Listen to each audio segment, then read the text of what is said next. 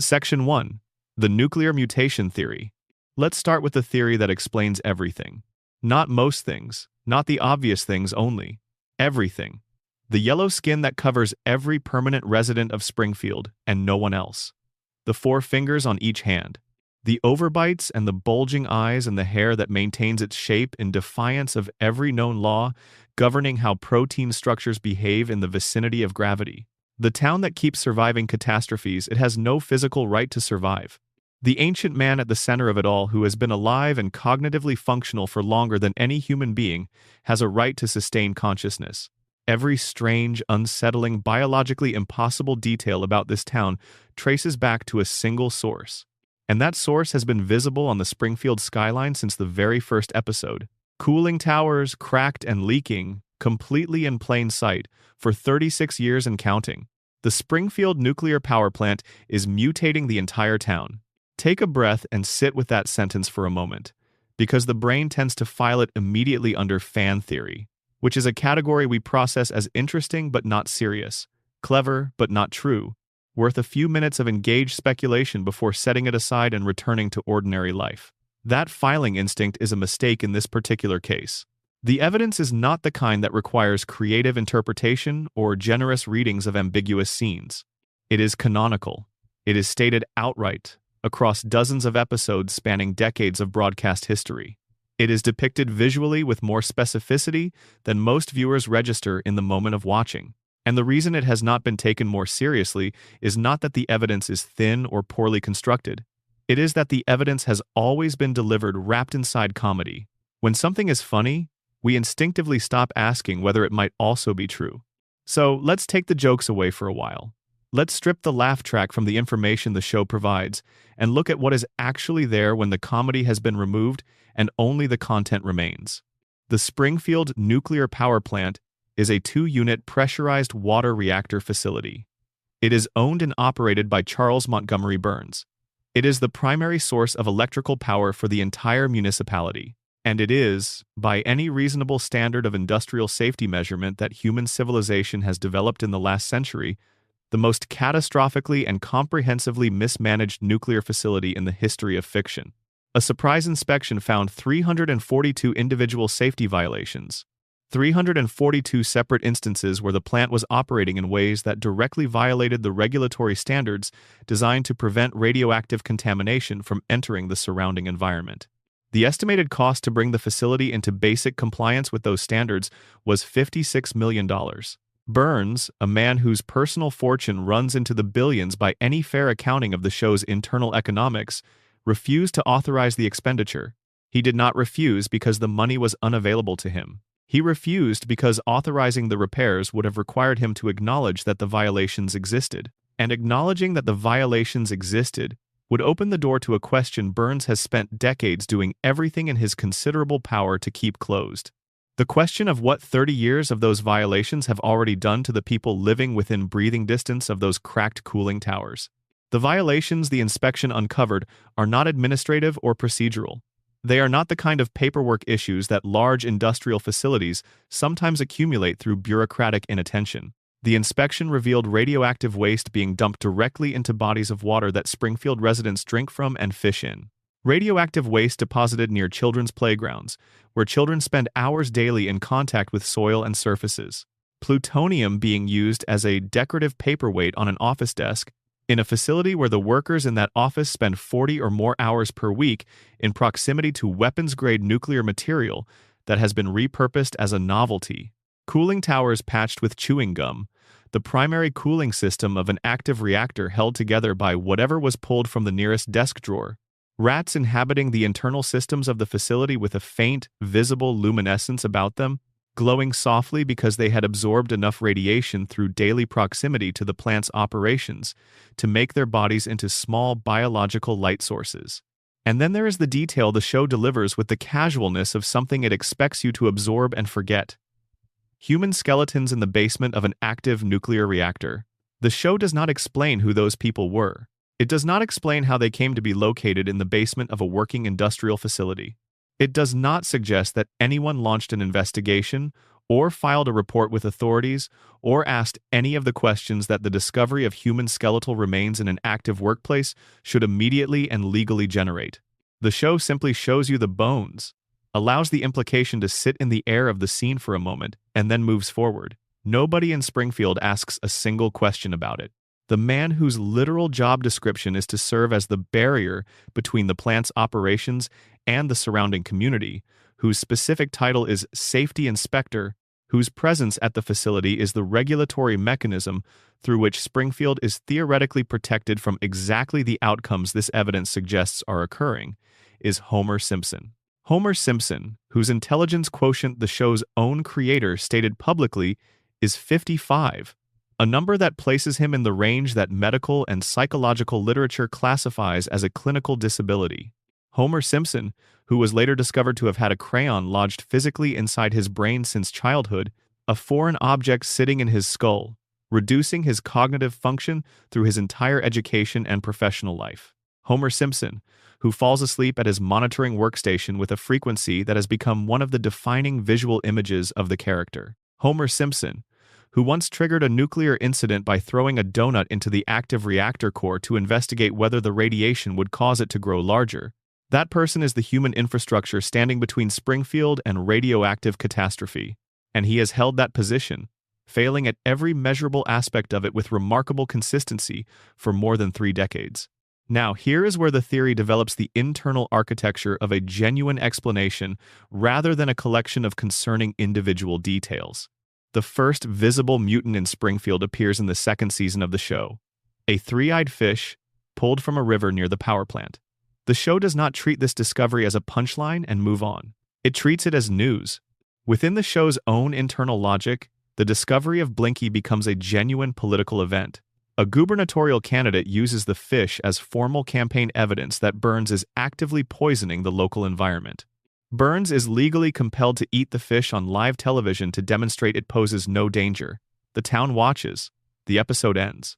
And then, with the reliability of a clock set to forget, everyone moves on. Nobody commissions a follow-up study of the river water. Nobody sends samples to an independent laboratory. Nobody asks the question that should be impossible to avoid given the available evidence. If the fish in this river have developed a third eye in response to whatever is in the water, what has been happening to the people who have spent their entire lives drinking from that same source? The answer has been sitting in the show since season 8. In the Springfield Files, Homer encounters something in the woods near the edge of town. A figure, glowing, moving in a way that suggests a body not functioning the way a normal human body functions.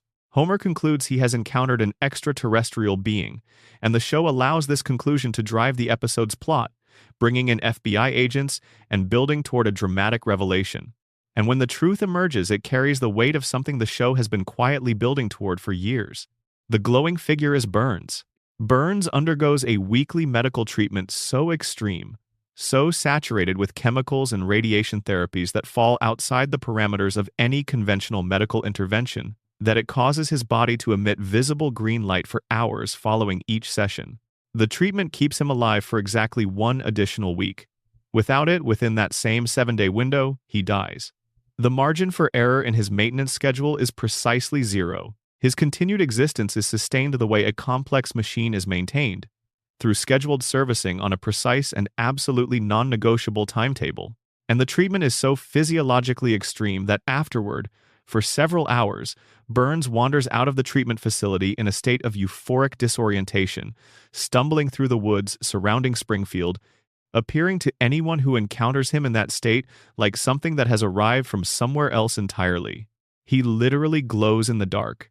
Not as artistic flourish. Burns is so thoroughly saturated with radiation, so deeply altered by a lifetime of exposure and treatment and managed contamination, that his body produces visible light. And the people of Springfield, confronted with this glowing humanoid figure stumbling through their woods, arrive at the most logical conclusion their reasoning can generate. An alien, not the nuclear facility dominating their skyline, not the man who owns it and has been subjecting himself to extreme experimental radiation therapies for what appears to be decades, an extraterrestrial visitor. It takes federal agents and a full dramatic investigation to reveal what should have been the first hypothesis anyone considered. That is how comprehensively the contamination has compromised the population's capacity for basic logical inference about their own environment. Then the Simpsons movie removes whatever remaining ambiguity might allow you to maintain the reading that all of this is just comedy. Springfield's environmental contamination reaches a point so complete that the Environmental Protection Agency, operating as a real federal regulatory body with real authority within the show's universe, determines the town must be physically sealed under a massive glass dome, not subjected to cleanup orders, not fined into compliance. Sealed, physically contained, prevented from any contact with the surrounding country until whatever is happening inside it can be addressed, or at minimum prevented from spreading. The United States federal government looked at Springfield and concluded that the entire municipality was so toxic and so fundamentally dangerous that physical containment was the only available response. Springfield is classified as an environmental hazard at the federal level, and when the dome goes up, every resident who has spent their life inside the contamination zone is still inside it. Now look at the residents themselves with the sustained attention that the show's comedy normally prevents you from bringing. Homer Simpson, the massive overbite. The eyes that protrude in a way suggesting abnormal pressure or structural differences in the orbital socket, 4 fingers on each hand, a trait that exists in no human population anywhere on Earth. A skull shape that does not correspond to any documented variation of normal human cranial anatomy. An intelligence quotient of 55. A body that has absorbed punishment across 36 years that would have killed a normal human being many times over. He has been shot, electrocuted, fallen from heights that should be fatal, been struck by moving vehicles, survived explosions at distances where the physics of blast waves should have been lethal. His cellular repair mechanisms operate at a level that normal human biology does not produce. His pain tolerance suggests an altered relationship between his nervous system and the experience of physical damage, consistent with the documented neurological effects of chronic radiation exposure over an extended period. And he has worked inside a nuclear facility in direct and sustained proximity to an active reactor core for the entirety of his adult working life. Marge Simpson. The same protruding, wide-set eyes. The same 4-fingered hands. Hair that grows vertically without structural support, maintaining its precise shape against gravity for 36 years. Marge was directly employed at the Springfield nuclear power plant for a period depicted in the show. She was physically present in the same facility, exposed to the same 342 violations, the same leaking radiation. All 3 of her children were conceived and born after both parents had already been living in Springfield's contaminated environment for years.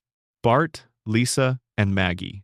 All born in Springfield, all raised in Springfield, all drinking the same water and breathing the same air and living under the shadow of those cooling towers every day of their lives. Every one of them displays physical characteristics that identify them as Springfield residents. The overbites, the protruding eyes, the hair that behaves in ways physics does not normally permit, the yellow skin. That last detail is the one that brings everything into sharp focus. When celebrities visit Springfield, when guest characters arrive from outside the town, they look different. Not slightly different, fundamentally different. Their proportions are more natural. Their eyes sit in more normal positions in their faces. Their features more closely approximate actual human anatomy, while still operating within the cartoon visual language. This difference is consistent across the show's entire run. It appears regardless of which artists worked on a given episode. The difference between Springfield insiders and Springfield outsiders is a visual constant. The accepted explanation is that this is the art style. Springfield regulars look the way they look because that is the show's visual language, and guest characters receive slightly more realistic rendering to differentiate them from the established cast. This explanation is technically plausible. It is also within the show's own internal logic, circular. Within the reality the show depicts, there is a visible, consistent, observable difference between people who live in Springfield and people who come from outside it. The insiders look mutated. The outsiders look like normal human beings. The boundary between those two appearances corresponds exactly to the boundary of the contamination zone. Even the animals confirm the pattern. Santa's little helper has the same protruding eyes as his owners, the same proportions that deviate from normal canine anatomy. Blinky the three-eyed fish is the show's most explicit demonstration. The show tells you directly through its own narrative mechanics that this is what radiation does to living organisms in this environment. Then it continues as though this demonstration applies only to fish and has no implications for the humans drinking the same water. Burns has always known, not suspected, known. The show establishes this across multiple episodes. Burns funds private medical research. He employs personal physicians who answer only to him. He undergoes weekly treatments requiring sophisticated knowledge of how radiation affects biological systems. Burns understands radiation and its biological effects better than anyone else in Springfield, because his own continued existence depends on that understanding at a level that is immediate and practical rather than theoretical. He knows what his plant has been doing to Springfield, because the same science that keeps him functional explains exactly what the plant is doing to everyone else who lives in the town he owns. He has made a calculation, the kind that becomes possible when you have enough wealth and enough longevity and enough distance from the consequences to treat other people's suffering as one variable in a larger equation. Homer's continued employment, sustained across 742 documented errors, is not negligence on Burns's part. It is design. When German investors purchased the plant briefly, their first action was to fire Homer. Their second was to begin estimating the cost of bringing the facility into compliance, an exercise that nearly drove them into bankruptcy. Burns bought the plant back and rehired Homer the same day. A competent safety inspector would begin generating real pressure for change within days. Homer ensures, through his particular combination of inattention and incapacity, that none of that happens. The violations continue. The radiation keeps leaking, and the water Springfield drinks continues to carry whatever the plant releases into the watershed. The crayon in Homer's brain transforms this from a story of systemic negligence into something that looks like deliberate management of an asset. When the crayon is removed in season 12, Homer's intelligence rises dramatically. He becomes analytical and perceptive, capable of understanding the world around him with a clarity he has never had before. He looks at his life, his job, his town, and he sees them. The clarity is devastating. So he has the crayon put back, he chooses the fog. The version of himself that can work at the plant without understanding what the plant is. But consider the question the show never asks. How did a crayon end up lodged in a child's brain without being detected across his entire childhood, adolescence, and adult life of medical examinations? Either every physician in Springfield missed it, which strains credulity, or someone knew it was there and had reasons for leaving it in place. If the medical infrastructure of Springfield has been shaped by the same money that shaped everything else Burns controls, then Homer's crayon is not an accident. It is a managed condition, a permanent ceiling on the cognitive function of the one person whose job gives him the standing to understand what the plant is doing. The radiation theory does not explain one mystery and leave the others standing. It explains all of them from a single cause. The characters do not age because their biology has been altered at the cellular level by decades of radioactive exposure. The town resets after catastrophe because the population's memory has been compromised by chronic neurological contamination. Homer survives impossible injuries because his body has adapted in ways that made certain systems remarkably resilient. Burns stays alive through treatments that would destroy a normal person because he has spent over a century developing a protocol for managing radiation's effects with resources no one else in town can access. And nobody questions any of this because the same contamination that mutated their bodies damaged the neurological structures responsible for critical thinking, pattern recognition, and the capacity to ask the question that should be impossible to avoid for anyone in their situation. Why are we all like this? Springfield is not a quirky animated town. It is a contamination zone. Its residents are not eccentric characters in a comedy. They are symptomatic. Every yellow face, every protruding eye, every impossible recovery from fatal injury, every catastrophe forgotten between episodes traces back to the same cracked cooling tower, leaking the same invisible poison into the same water supply, feeding the same damaged minds that cannot figure out why their fish have 3 eyes. And their children have 4 fingers.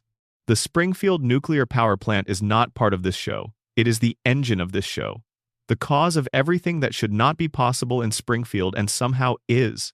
And no one in that town will ever understand that. The plant already made sure they cannot. Number, Section 2. Homer's coma, the dream that never ended. Everything you just heard about the radiation, about the mutations and the contaminated water and the power plant that has been quietly and systematically altering the biology of an entire town for more than 3 decades, all of that may be accurate.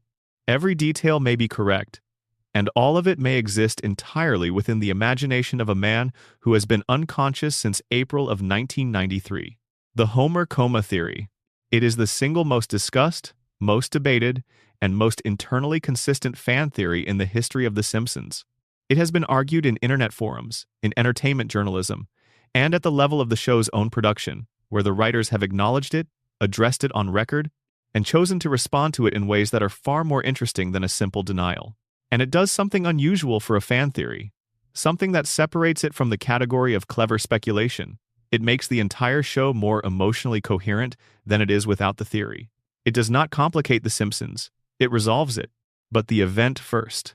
The specific, canonical, unambiguously depicted event that the entire theory rests on. On April 1st, 1993, the 18th episode of the show's 4th season aired. The title was So It's Come to This, a Simpsons clip show. The premise was built around a series of escalating April Fool's pranks that Bart performs on Homer. Each prank is more extreme than the last, and the final one involves Bart taking one of Homer's beer cans to an auto body shop, placing it inside an industrial paint shaker, and returning it to the refrigerator. When Homer opens the can, the pressure that has built inside it produces an explosion violent enough to send him to Springfield General Hospital. Homer is in a hospital bed, recovering. He notices a vending machine across the room and decides he wants a candy bar. He gets up, he approaches the machine. The machine tips over and lands on him. The weight is sufficient to put him into a coma. Not a dream sequence with the conventional visual signifiers the show uses to indicate unreality. Not a cutaway gag that resolves in the same scene. A real, medically serious, clinically defined loss of consciousness that lasts for 7 weeks within the episode's internal timeline. The episode resolves in the way the show's episodes resolve. Bart sits at Homer's bedside, tearfully confessing that the chain of events was his fault, and Homer snaps awake and immediately begins strangling his son with the reflexive energy that has defined their relationship across dozens of episodes. The family laughs. The tone is restored. Everything returns to the comfortable dynamic the show occupies. And then, in the final moments, Homer's doctors inform the family that he has lost 5% of his brain function as a direct result of the coma. 5% permanently, irreversibly. Not coming back. Homer's response to this information is to laugh. He tells everyone he does not understand why he is laughing. The family finds this charming, rather than alarming. The episode ends. The Simpsons continues for 32 more years as though nothing happened. Unless Homer never woke up. The basic premise of the coma theory, first articulated comprehensively by an internet forum user posting under the name Hard to Pick a Name, is this. Homer Simpson did not regain consciousness at the end of that episode. The moment the show depicts as his waking is not his actual waking, it is the beginning of the dream. Every episode that has aired since April of 1993, every storyline and character moment and impossible adventure, and celebrity appearance and world-altering event that the town somehow forgets completely by the following week, is generated by the dreaming mind of a man lying in a hospital bed in Springfield General, losing brain function by degrees, while his family sits in chairs beside him and waits. Before the coma episode, The Simpsons was grounded in recognizable human experience. Not realistic in the photographic sense, because it was always a cartoon, but the stories dealt with situations real families navigate. Homer tries to stop drinking. Marge wrestles with the particular loneliness of an intelligent woman whose choices left her intellectually isolated. Lisa develops an intense attachment to a substitute teacher who treats her intelligence as something valuable. Bart faces real academic consequences and risks being held back. These are the textures of actual family life, filtered through satire but rooted in the recognizable. After the coma episode, the tone changes. The shift is not gradual, it is dramatic and sudden. Homer goes to space, not as a fantasy or a daydream, but as an actual plot event treated with the same narrative weight as any other story development. Mr. Burns captures the Loch Ness Monster, and the show integrates this into its reality without difficulty. Homer becomes the leader of a vigilante justice organization. Homer joins a secret society with historical roots spanning centuries. Homer discovers his mother has been alive as a federal fugitive since his childhood. Homer has direct, face-to-face conversations with God multiple times. The show transforms from a family sitcom with satirical sharpness into something operating by entirely different rules, rules that prioritize escalating unreality over the kind of grounded human truth that made the early seasons feel like they were observing something real. The coma theory's answer to this documented transformation is precise. The Simpsons did not drift or decline. Homer's brain got worse. The stories became more surreal and disconnected from physical cause and effect, more prone to impossible escalations because the mind generating them was deteriorating. A dreaming brain losing function does not produce tightly structured realistic narratives. It produces escalating fantasy. It produces exactly the kind of stories where the rules of physics are suggestions and the emotional needs of the dreamer override any concern for plausibility. And 6 months before the coma, the show provided something that reads in retrospect as a warning encoded in plain sight. In the season 4 premiere, Homer the Heretic, Homer has a direct conversation with God. The show treats this seriously within its own framework, as a genuine theological communication rather than a delusion or dream. God tells Homer during this conversation that Homer will one day know the meaning of life, but not yet. God tells Homer that his time is coming. 6 months later, Homer is in a coma. The timeline is precise and the phrasing is specific. His time is coming. Heard as reassurance in the episode's original context, it lands differently when you know that the next significant event in Homer's biographical timeline is a vending machine, putting him into a state of unconsciousness, from which the show will never definitively show him returning. God told Homer his waking life was nearly up. Homer, whose cognitive resources were already limited enough that the full weight of the statement was not available to him, heard the encouraging part and moved on. 6 months later, the dream began.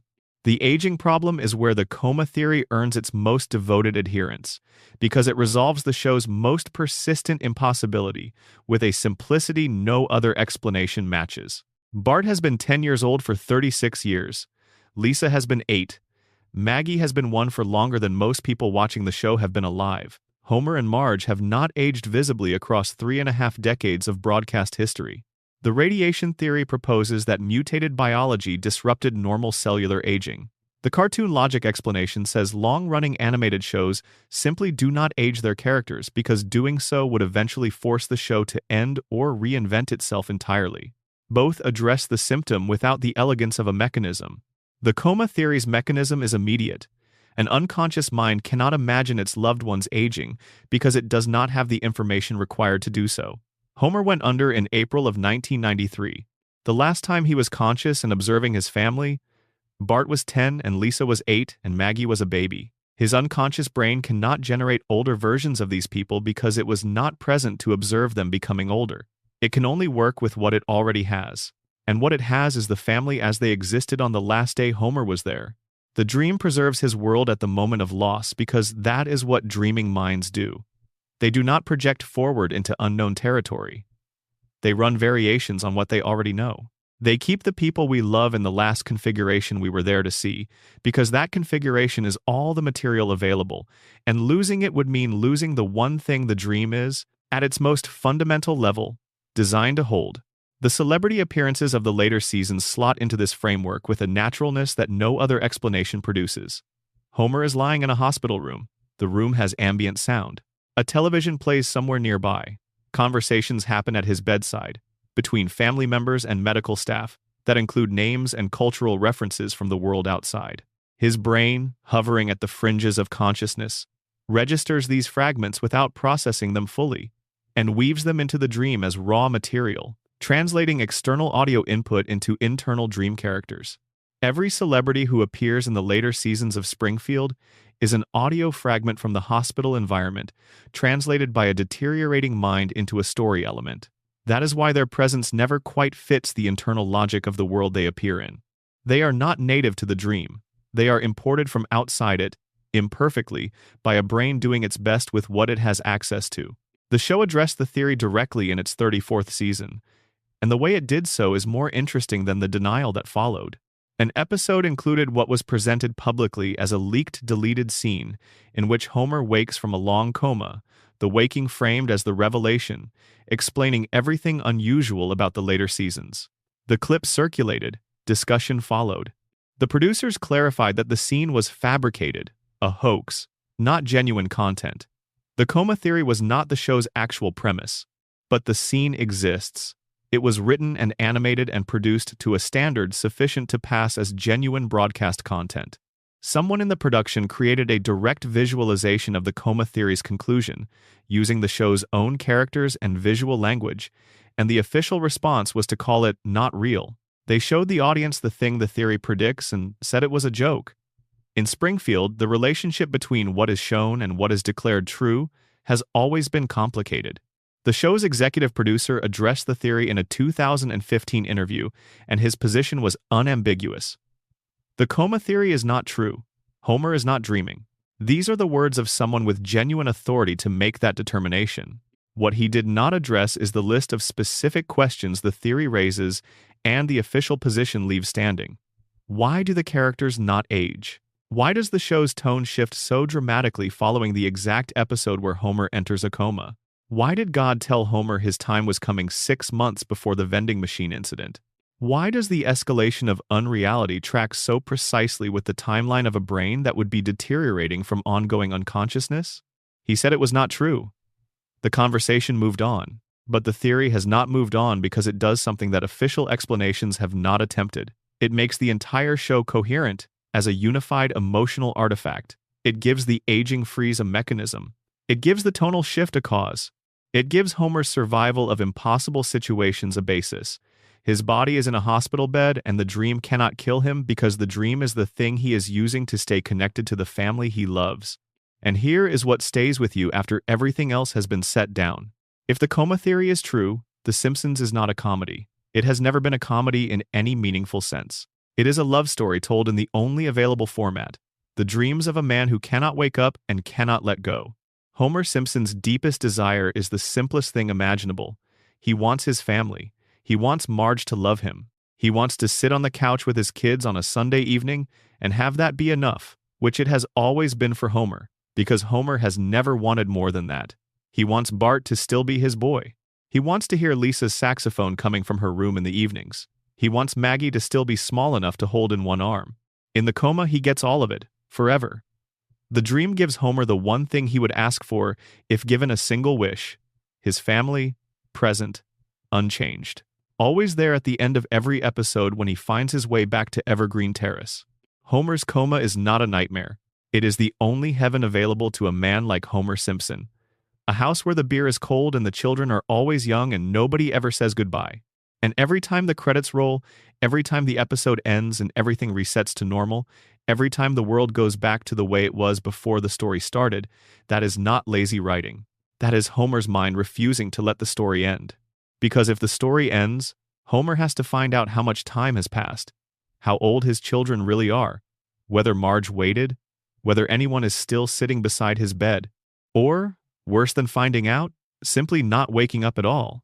Every episode of The Simpsons since April of 1993 is, in this reading, a letter from a father to his family written in the only language he still has access to, the language of dreams, the language of a mind holding on to love with the only tool left to it. The show will never confirm this, but it has never disproved it either, because the evidence is not in any single episode. It is in the shape of the show itself, in the things that never change and the things that never end, and the way Homer always, without exception, finds his way home before the credits roll. Because in his dream he never left. Number, Section 3. Who really shot Mr. Burns? Before we begin pulling at the threads of this mystery, let's acknowledge the official answer with the clarity it deserves.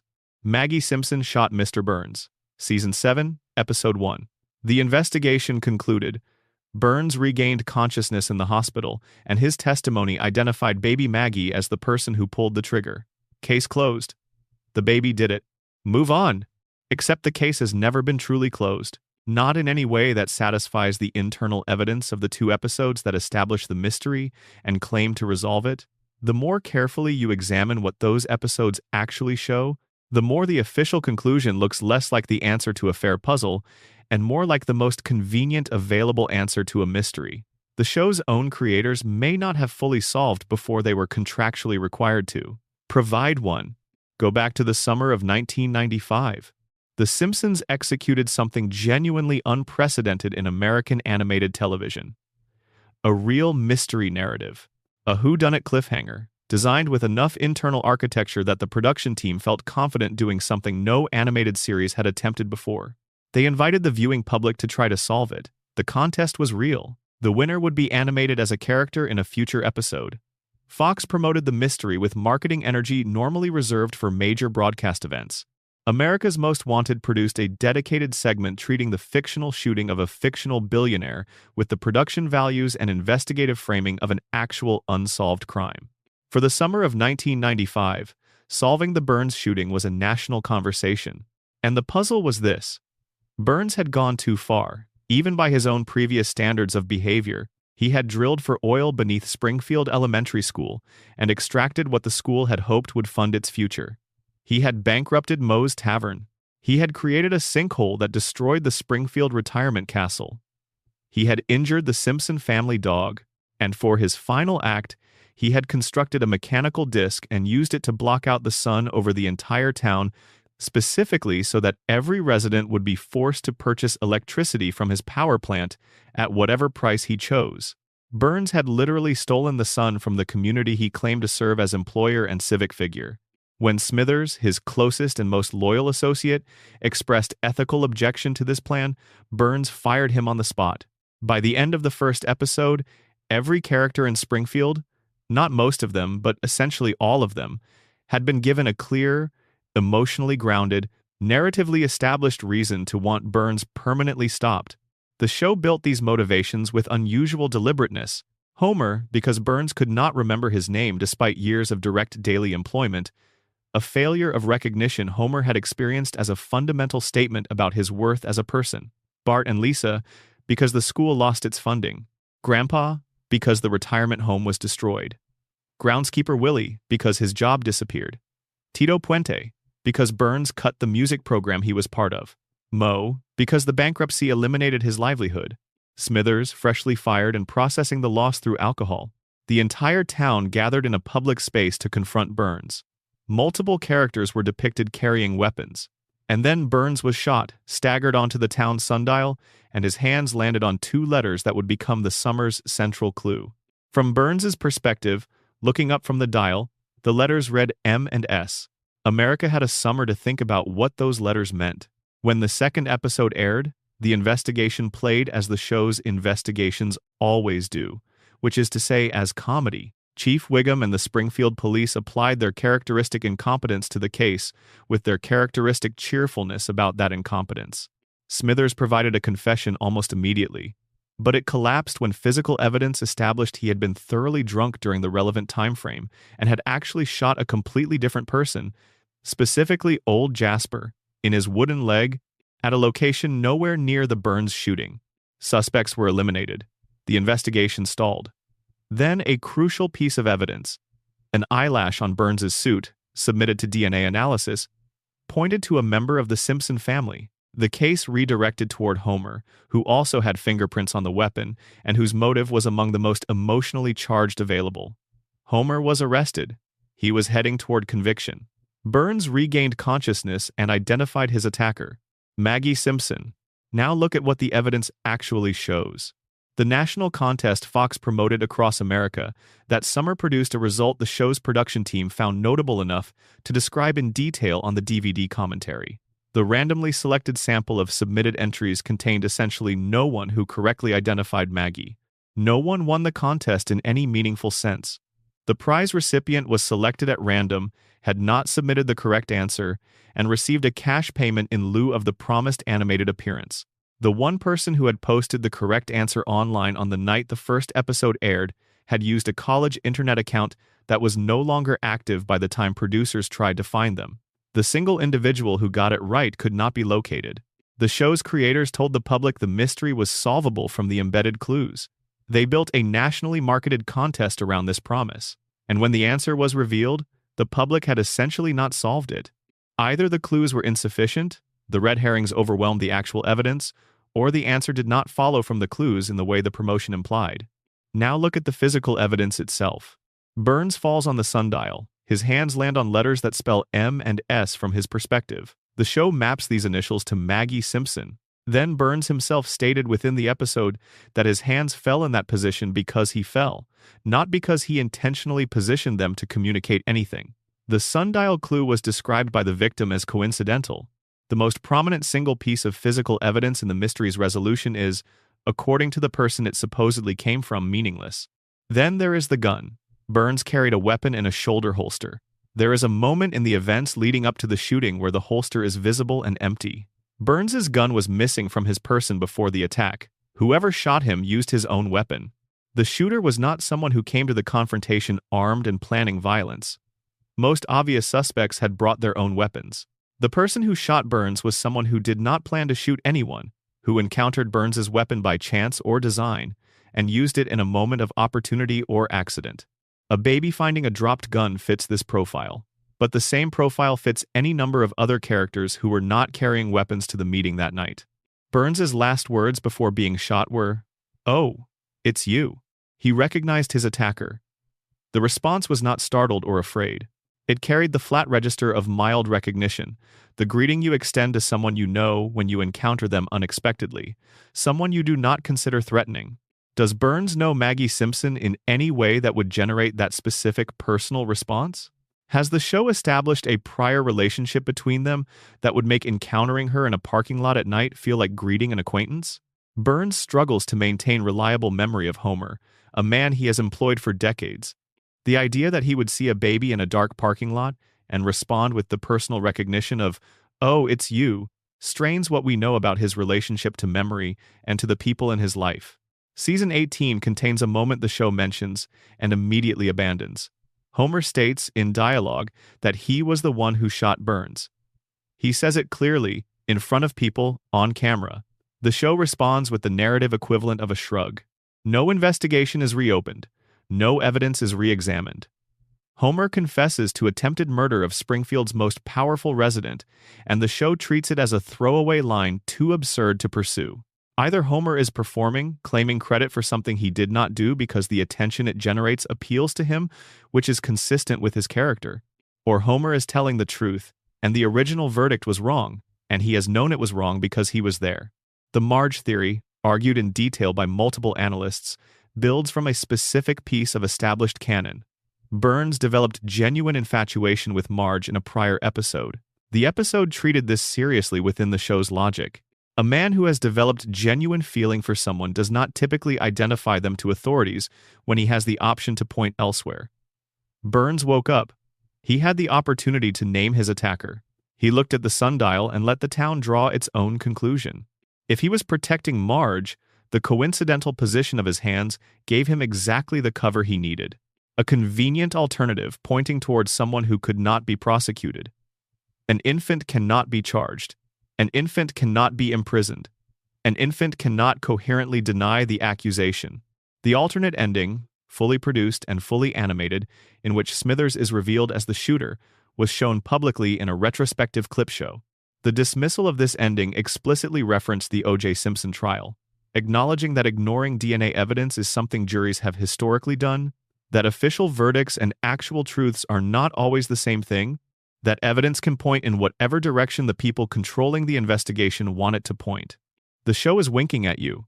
Through the defense of its own official position, it is telling you that verdicts and truths are different categories. An early draft of the script had Barney as the shooter. The writers considered this seriously, planned to send him to prison, and abandoned it. The answer was not predetermined by the clues.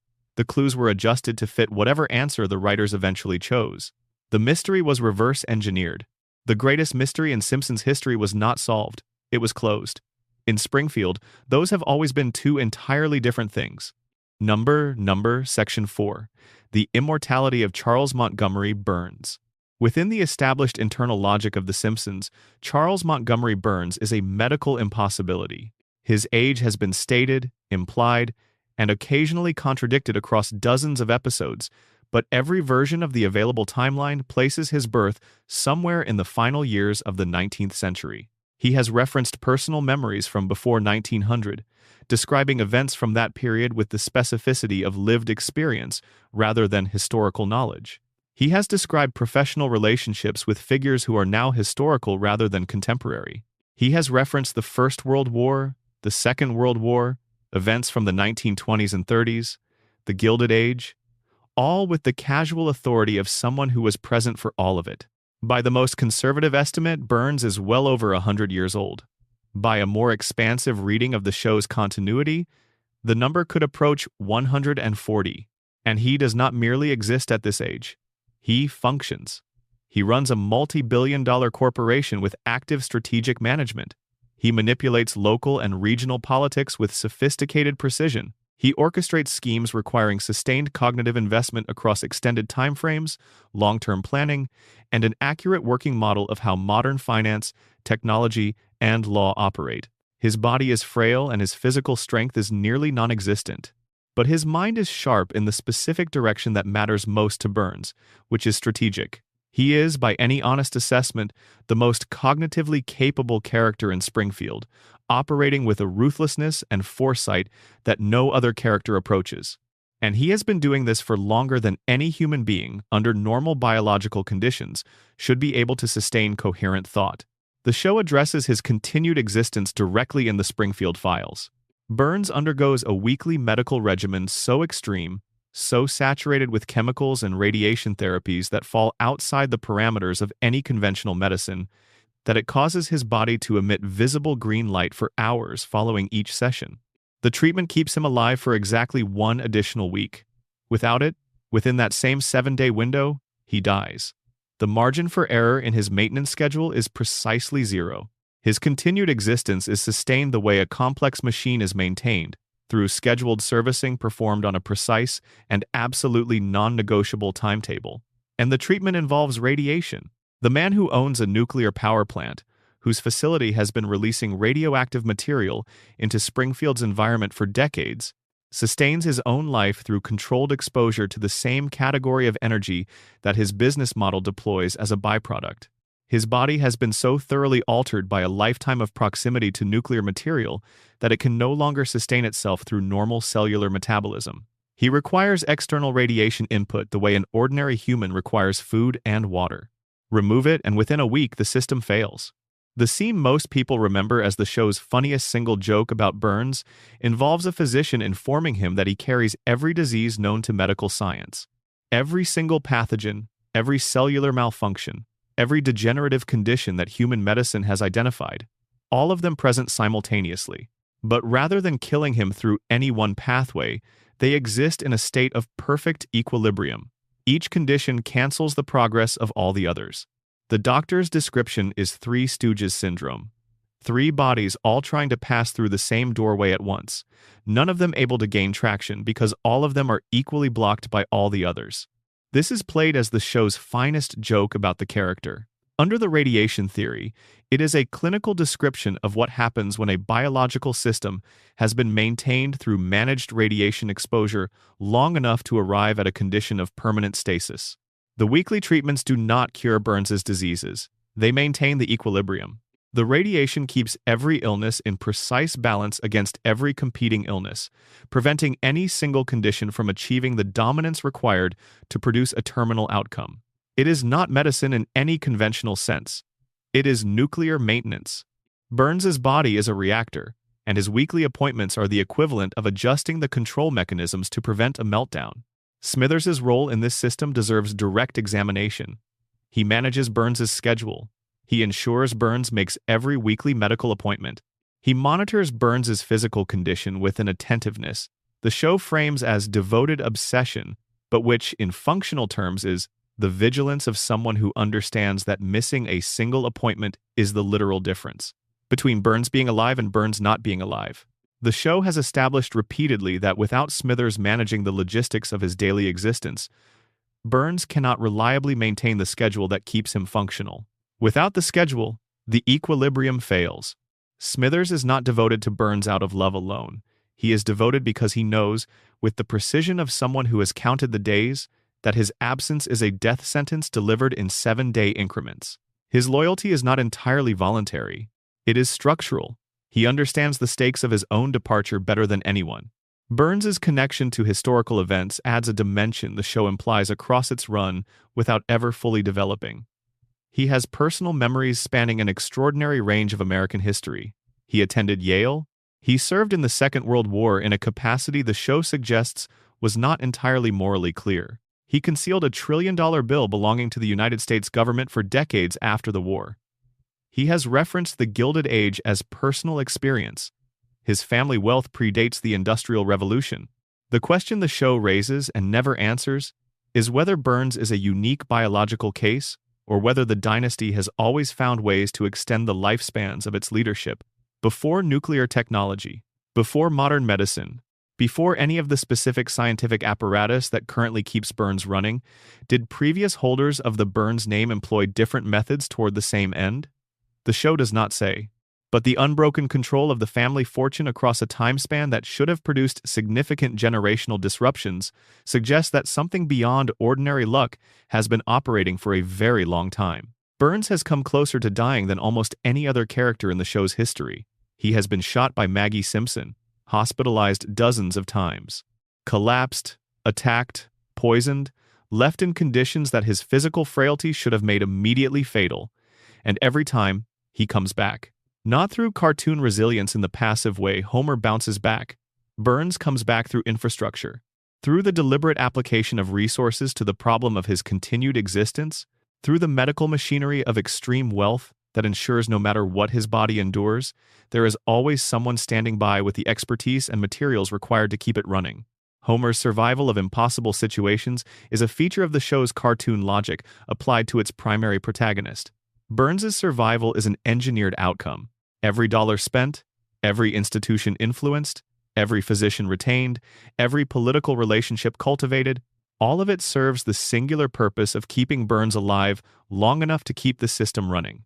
Because if Burns dies, everything he has built over more than a century dies with him. The most unsettling element of the Burns immortality situation is not the possibility that he might continue indefinitely.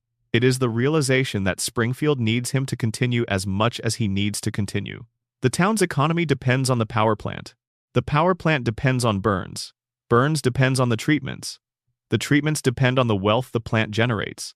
The wealth depends on the labor of a population that the plant has, over time, compromised to the point where it lacks the cognitive resources to challenge the arrangement. It is a self-sustaining loop, a closed system where every element depends on every other element. Burns is not immortal in any mythological sense. He is something more mundane and more frightening. He has made himself too expensive to die, and Springfield will keep paying that price for as long as he keeps the lights on, which, if the treatment schedule holds, will be for a very long time. Section 5. The Principal and the Pauper, Springfield's Architecture of Denial. There is an episode of The Simpsons that the fan community has spent nearly 30 years treating as the single worst creative decision the writers made across the show's entire run. It is cited consistently and with genuine lingering anger that has not diminished across the decades since its broadcast as the moment the show betrayed its own continuity. The moment the writers proved they no longer cared about the rules they had spent years building. The Principal and the Pauper, Season 9, Episode 2, aired September 28, 1997. Harry Shearer, the actor who provides the voice for both Skinner and Burns, publicly expressed his displeasure with the storyline. Critics argued it was a creative failure that destroyed the character of Skinner by revealing everything viewers thought they knew about him was built on fiction. Ranking systems consistently place it near or at the very bottom of the show's output. Nearly 3 decades later, it retains the specific, consistent dislike of a substantial portion of the fan community. People remember it with the particular irritation reserved for betrayals. Here is what happens. Springfield Elementary holds an event honoring Principal Seymour Skinner for 20 years of service to the school. During the celebration, a stranger enters. Nobody recognizes him. He introduces himself as Sergeant Seymour Skinner, the real Seymour Skinner, a decorated Vietnam veteran who was captured as a prisoner of war in Southeast Asia and who, until very recently, everyone believed had died in captivity. He did not die. He escaped. He came home. And he discovered that someone else had been living his life for the better part of 20 years. The man Springfield has known as Principal Skinner for those 20 years is an imposter. His real name is Armin Tamzarian. Before the war, Tamzarian was a petty criminal from a background of poverty and instability. A young man with no family, no home, and no apparent future. He was drafted and served in the same unit as the real Skinner. When Skinner was captured and presumed dead, Tamzarian felt guilt sufficient to drive him to Springfield to deliver the news of Skinner's death to his mother, Agnes. When he arrived, Agnes assumed he was her son. She needed him to be her son in the specific way that grief and longing create a need that logic cannot touch. And Tamzarian, who had never in his life been wanted by anyone, who had never had a family or a home or an identity worth keeping, went along with it. He became Seymour Skinner. He took the name and the rank and the life and the relationship with Agnes and lived inside that borrowed identity for 2 decades. Then the real Skinner walked through the door. The town holds a meeting. The full truth is established. Every relevant resident of Springfield learns that their principal is not who he claimed to be. And then the show does something that has made fans angry for nearly 30 years. The town votes, not on how to respond to the fraud, not on whether to pursue consequences or make amends or restore anything to its proper condition. The town votes on whether to acknowledge the truth at all. The verdict is unanimous. They choose the lie. Judge Snyder issues a formal legal decree declaring that Armin Tamzarian is, officially and legally, Seymour Skinner. The actual Seymour Skinner, the war hero who survived years of imprisonment and came home to find his identity occupied, is physically removed from Springfield. He is tied to a railroad car and taken away from the community whose name and history belong to him by right. And the judge adds a provision making it explicitly illegal, under penalty of torture, to ever again mention the truth about who Skinner is. Fans argued for 3 decades that this was terrible writing, an act of disrespect toward the show's own history, proof that the writers had stopped caring about consistency or consequence or the intelligence of their audience. Here is the reading that changes everything about how you see this episode. The Principal and the Pauper is not a failure of continuity. It is not lazy writing or creative exhaustion or evidence that the writers had lost the thread of their own show. It is the show making explicit, with uncomfortable clarity, the mechanism that has been operating in Springfield since the very beginning. The mechanism that makes every reset possible. The mechanism that allows the town to forget catastrophe after catastrophe, to maintain a stable self-image in the face of truths that would destabilize it if they were permitted to exist. Every other time Springfield forgets something it should remember, the forgetting happens between episodes. The dome goes up and the dome comes down, and by the following week nobody references it. The nuclear near-miss resolves and the following episode proceeds as if it did not happen. The mechanism has always been operating. This is the one episode that made it visible. It let you watch the vote. It let you observe the legal decree. It let you see the literal, physical expulsion of inconvenient truth from the community before it could do any more damage. The real Skinner was tied to a train and sent away. That is what Springfield does to truth. Not with malice, with pragmatism. The truth is incompatible with the version of reality the community needs to maintain in order to function. So, the truth is removed, and a law is passed prohibiting its return. Think carefully about what honest acknowledgement of any of Springfield's uncomfortable truths would actually require. Acknowledging the contamination would require confronting the power plant. Confronting the power plant would require challenging Burns. Challenging Burns would threaten the economic infrastructure the entire town depends on for employment, electricity, and basic function. If that infrastructure were disrupted, the town could not sustain itself in its current form. So, the contamination is not acknowledged. The violations are buried, the bones in the basement stay in the basement. The same logic applies to everything else Springfield has collectively decided not to see. Each acknowledgement creates a chain that leads eventually to something the community cannot afford to face. So, the community maintains the collective agreement not to acknowledge any of it. And when the Skinner revelation makes the agreement visible, the town responds by voting to formalize it rather than abandon it. The show understands this. This is not the show losing control of its own logic. This is the show doing something genuinely difficult, making the invisible machinery of Springfield's reality visible for 23 minutes, and trusting that the audience will be uncomfortable enough with what they see to keep thinking about it. The Principal and the Pauper is not the worst episode of The Simpsons. It is the most honest one. It is the only episode that shows you how a town maintains an impossible reality across decades of evidence to the contrary. Through consensus, through denial, through the systematic removal of anything and anyone that threatens the agreed-upon version of events. Through the conversion of collective forgetting from an informal social practice into a formal legal requirement, the real Seymour Skinner is still out there somewhere. The last honest man in a town that made honesty illegal. The last person who tried to make things accurate rather than comfortable, physically removed from the community and replaced by the version of events the community preferred. When you watch Springfield forget its dome, forget its nuclear near misses, forget the three-eyed fish and the glowing billionaire and every crisis that should have changed everything, you are watching the same mechanism operate. The only difference between those moments and the principal and the pauper is that in those moments, the vote happens off-screen. The principal and the pauper is the one time Springfield voted in plain view of the audience. And the audience has spent 30 years being angry about what they saw. Number. Section 6. Maggie Simpson, the silent strategist. She does not talk. In 36 years of broadcast history, across hundreds of episodes, Maggie Simpson has produced meaningful spoken language on precisely one occasion.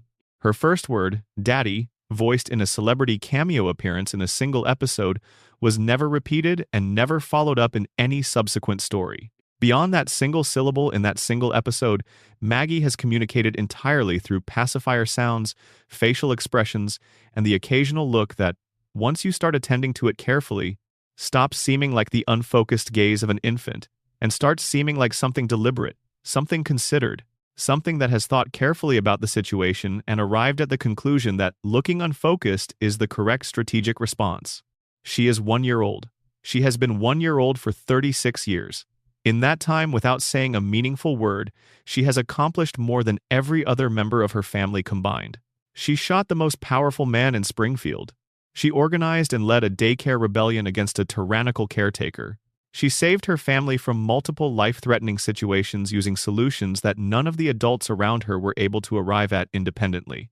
She demonstrated problem-solving capabilities that exceed those of the adults in ways that cannot be accounted for by coincidence or by the show's general looseness with physical plausibility. She was tested and found to possess intelligence at a level that the measuring instruments available to the show's characters could not adequately capture. And through every remarkable thing she has ever done, she maintains the silence. Not because she cannot speak, because she chooses not to. The shooting is the event most people associate with her. Whatever the full truth of that event is, whether Maggie fired the weapon intentionally or encountered it accidentally, whether she was the actual shooter or the convenient explanation for a crime committed by someone else, the final scene of the episode is what matters most for understanding who she is. The room is empty. Everyone has left. Maggie is alone. She scans the room in a slow, deliberate arc, checking each visible area in turn. She is confirming that she is not being observed. She is verifying her privacy before doing the next thing she does, which is making the trigger-pulling motion with her pacifier. What that sequence actually requires is worth specifying precisely. It requires awareness that the act she performed had social significance beyond its immediate physical consequences. It requires awareness that performing a reminder of that act in public would produce consequences that performing it in private would not. It requires the cognitive step of identifying the current situation as private, actively confirming that no observation is occurring, and then, having confirmed privacy, proceeding with the action. This is not reflexive infant behavior. This is not a baby moving her mouth in response to environmental stimulation. This is a sequence that presupposes situational awareness, social modeling, and a strategic relationship to visibility that normal infant cognition does not produce. Those are not infant behaviors. They are adult behaviors occurring in a 1-year-old body. The Longest Daycare, the theatrical short released in 2012 and nominated for an Academy Award, provides the clearest extended demonstration of what Maggie's cognition actually looks like when the show gives it room to operate. Maggie is dropped at the Ayn Rand School for Tots. She encounters a caterpillar in the process of forming a chrysalis. She wants to protect it from Gerald, an aggressive infant who has established dominance over the other children and the facility's authoritarian staff. What follows is 7 minutes of Maggie executing a rescue operation with the precision of someone who has encountered this category of problem before and has a framework for addressing it. She surveys the environment. She maps the spatial relationships between threats and the things she wants to protect. She identifies predictable behavior patterns in the staff and uses those patterns to plan her movements around them. She develops an approach, encounters an obstacle, revises without panic, develops an alternative, encounters a further obstacle, revises again. She uses other children as components of her plan in ways that require accurate behavioral modeling of how those children are likely to respond to specific stimuli. She manages timing and spatial positioning simultaneously across multiple independent moving elements. And she does all of this in a body that cannot keep up with what her mind is doing. She falls. She crawls when she should be running. Her motor development is exactly what you would expect from a 1-year-old. She succeeds anyway because her decision-making compensates for every physical limitation. She is never making the wrong choice, even when the right choice is physically difficult to execute. Now look at what happens to the intelligent women in this family and consider whether there is a lesson in the contrast. Lisa is a genius. Within the show's internal logic, Lisa possesses intelligence that is genuinely extraordinary, exceeding every other character in Springfield. She has a grasp of complex ideas and systems that should, in any rational social arrangement, make her one of the most valued members of her community. Instead, she is isolated. She speaks up and gets ignored. She challenges authority and gets pushed back against with relentless consistency. She attempts to improve the community and encounters the combined weight of everyone who has organized their lives around exactly the comfortable complacency she is trying to disrupt. Her intelligence is real and remarkable, and it costs her constantly because she uses it visibly. She makes it clear to everyone around her how much she sees and how much they miss. Maggie has been observing this dynamic from the background of every family scene for the entirety of her depicted life. She has watched the most intellectually capable member of the family fight every day for recognition and receive resistance. She has watched what visibility of intelligence produces in Springfield, and she has arrived at a conclusion about what that evidence means, a conclusion that reflects a level of social reasoning that should not be available to a 1-year-old, but demonstrably is. Silence is power. Invisibility is armor. The more completely you convince the people around you that you are what they expect you to be, the more freedom you have to be what you actually are. Every time Maggie does something extraordinary, what happens? The family does not register it as extraordinary because they are not looking. The community does not absorb it as evidence of anything unusual because infants are not in the category of agents whose actions require explanation. Burns was shot and the investigation focused on everyone except the baby, because the investigative imagination of Springfield does not extend to infants as beings capable of intentional action. The daycare rebellion worked because nobody monitors infants closely enough to see organization forming at that scale.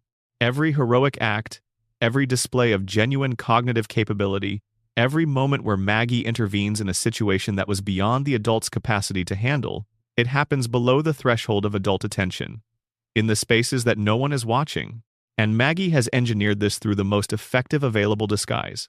She is exactly what everyone expects a baby to be: quiet, still, sucking on a pacifier, present without participating, looking without comprehending. She is none of those things. Now apply the radiation theory. If Springfield's contaminated environment produces mutations that express differently in different individuals, Maggie and Homer represent the two poles of that mutation's possible range. Homer's mutation reduced his cognitive function to clinical disability. Maggie's amplified hers to a level that cannot be adequately measured. Same environmental source, same family, same yellow skin and 4-fingered hands. But where the contamination took something away from Homer, it gave something extraordinary to Maggie. They are the two ends of the same radioactive range of outcomes. And if the coma theory is true, Maggie's genius carries a weight that changes what you see when you watch her. If Homer is dreaming, if every episode is a product of his unconscious mind holding on to what he loves, then Maggie's extraordinary cognition is not a mutation. It is a father's prayer for the youngest child he cannot protect. He cannot see her grow up. He is not there for the moments that define who she becomes. So in the dream, he makes her extraordinary. He gives her everything she will need to navigate a world without him present. He makes her capable of things that should not be possible at her age because in the logic of the dream, capable means safe. Capable means she will be okay without him there. But back in Springfield, in whatever waking reality still operates there, the darker reading of Maggie's silence is the one that stays with you. She does not speak because she has looked at what speaking gets you in this town and made a calculation. She does not reveal her intelligence because she has watched what happens to people who reveal their intelligence in Springfield. She watches everything.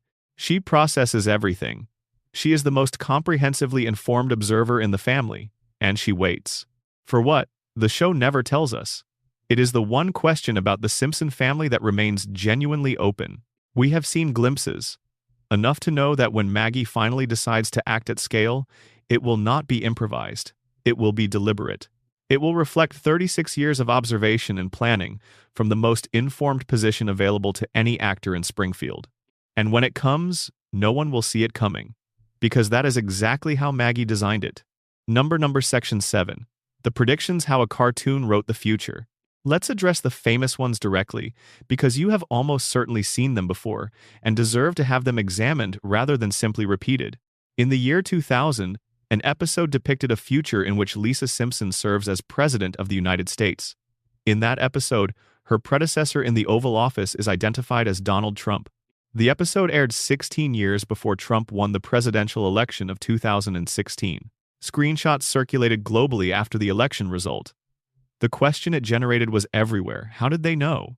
In a 1995 episode, the show depicted a device worn on the wrist that functions as a communication and computing tool, resembling the commercial smartwatches that became available approximately 2 decades later. In a 1998 episode, Homer stumbles onto a mathematical expression that appears to describe the mass of the Higgs boson particle, which physicists would not confirm experimentally until 2012. In a 1999 episode, Homer proposes that the universe has a toroidal shape, and years later cosmological observations produced results at minimum consistent with this model. In a 1993 episode, a viral illness originating in Asia spreads to Springfield, producing mass panic, bulk purchasing of supplies, and a desperate search for a cure. 27 years before a real respiratory pandemic would generate precisely those responses. During the fictional outbreak, the panicking population accidentally releases a swarm of killer bees, which produced a specific resonance when Asian giant hornets showed up in the Pacific Northwest during the actual pandemic's early months. In 1996, an episode depicted a hip-hop group and a classical orchestra performing together through an accidental booking. That specific pairing actually performed together at the Royal Albert Hall in 2024. 28 years between the joke and the event? In a 1998 episode, the show depicted Disney acquiring 20th Century Fox as the logical extension of media consolidation trends already visible at the time of writing. That acquisition closed in 2019. The list is familiar to anyone who has spent time online in the last decade. And the question it generates every time a new alignment appears is always the same version of the same question. How are they doing this? The official answer, delivered by the people who have actually been making the show, is considerably less dramatic than the question implies. If you produce nearly 800 episodes of satirical content about American culture, technology, and politics across 36 years, some of what you produce will align with future events through the basic operation of statistical probability. The volume of content is large enough that the overlap is not surprising. A former showrunner made the mechanism even more direct. The episodes are old enough that history repeats itself. Some of what was observed and satirically exaggerated will recur or finally arrive, because some of what was observed was not unique to the moment of observation but cyclical or structurally inevitable, given the trajectory of the forces involved. Fact-checking organizations have worked through the most viral claims in detail. Their findings are consistent. Most supposed predictions have explanations. The viral framing elides. The writers were not predicting Trump. They observed that Trump had been publicly discussing a potential presidential run since the 1980s, that celebrity politics was an accelerating normalized trend in American public life, and they wrote a joke about where that trend would lead if it continued. Trend extrapolation dressed in comedic form, not prophecy. They were not predicting the Disney-Fox merger. They observed that media consolidation was an accelerating structural trend and wrote a gag about its logical extreme. When the actual merger happened, it was because the trend continued along its existing trajectory, which careful observers could already see in motion. The writing staff across the show's history has included people with academic training in mathematics, physics, computer science, political theory, and history. They are not generating random guesses about what the future might look like. They are applying analytical frameworks to current trends and projecting those trends forward, then finding the satirical version of the projected endpoint. When the projection is accurate, it looks like prophecy from the outside. From the inside, it is careful reading of the present. This explanation is good. It is probably right for the majority of cited cases. And it runs into genuine difficulty with a small number of cases where the specificity of the alignment exceeds what trend extrapolation typically produces. The Trump prediction did not just suggest that a celebrity might seek the presidency. It identified Trump by name and depicted him arriving at a venue by descending from above, a visual that mirrors the famous escalator descent he staged for his campaign announcement in 2015. The Siegfried and Roy episode did not just note that exotic animals are dangerous. It depicted a white tiger attacking one of the performers, which is nearly exactly what happened in 2003 when Roy Horn was critically injured by one of the act's white tigers. These are specific details that correspond to specific future events in ways that make you look at them a second time. Here is where the genuinely interesting question lives, not whether the show is prophetic in any supernatural sense, because the available evidence does not require that explanation and simpler explanations serve better, but whether the show's relationship to future events is more complex than either the prophecy reading or the pure statistical coincidence reading fully captures. The Simpsons is one of the most pervasively embedded pieces of American media ever produced. It has been running for longer than most of its current audience has been alive. Its observations about American culture have become part of how Americans understand their own experience.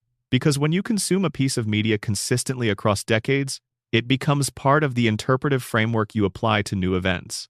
The show does not simply observe American culture from a distance. It participates in it. It has been participating in it for 36 years. When the show made a joke about Trump becoming president in the year 2000, that joke entered the cultural bloodstream. Millions of people saw it. It became a reference point that people reached for when they watched Trump at rallies and discussed the possibility of his candidacy. The joke did not predict the future. The joke made the future feel familiar before it arrived. It created a cultural frame of reference that made the eventual event feel like recognition rather than shock. When it arrived, the cultural response was not surprise. It was, of course, the show already told us this was coming. The show and the culture it inhabits have been in a feedback loop for 36 years. The show's satirical projections become part of the cultural substrate that shapes what actually happens. The satire normalizes the ideas it depicts. The ideas, normalized, become easier to actualize, and when they do, they feel inevitable. And for every prediction that landed, there are dozens that did not. Jetpacks, moon colonies, political outcomes that went entirely different directions. Cultural shifts the writers anticipated and then watched fail to materialize. Nobody circulates screenshots of those. Nobody builds theories around the predictions that did not come true. Confirmation bias works in one direction only.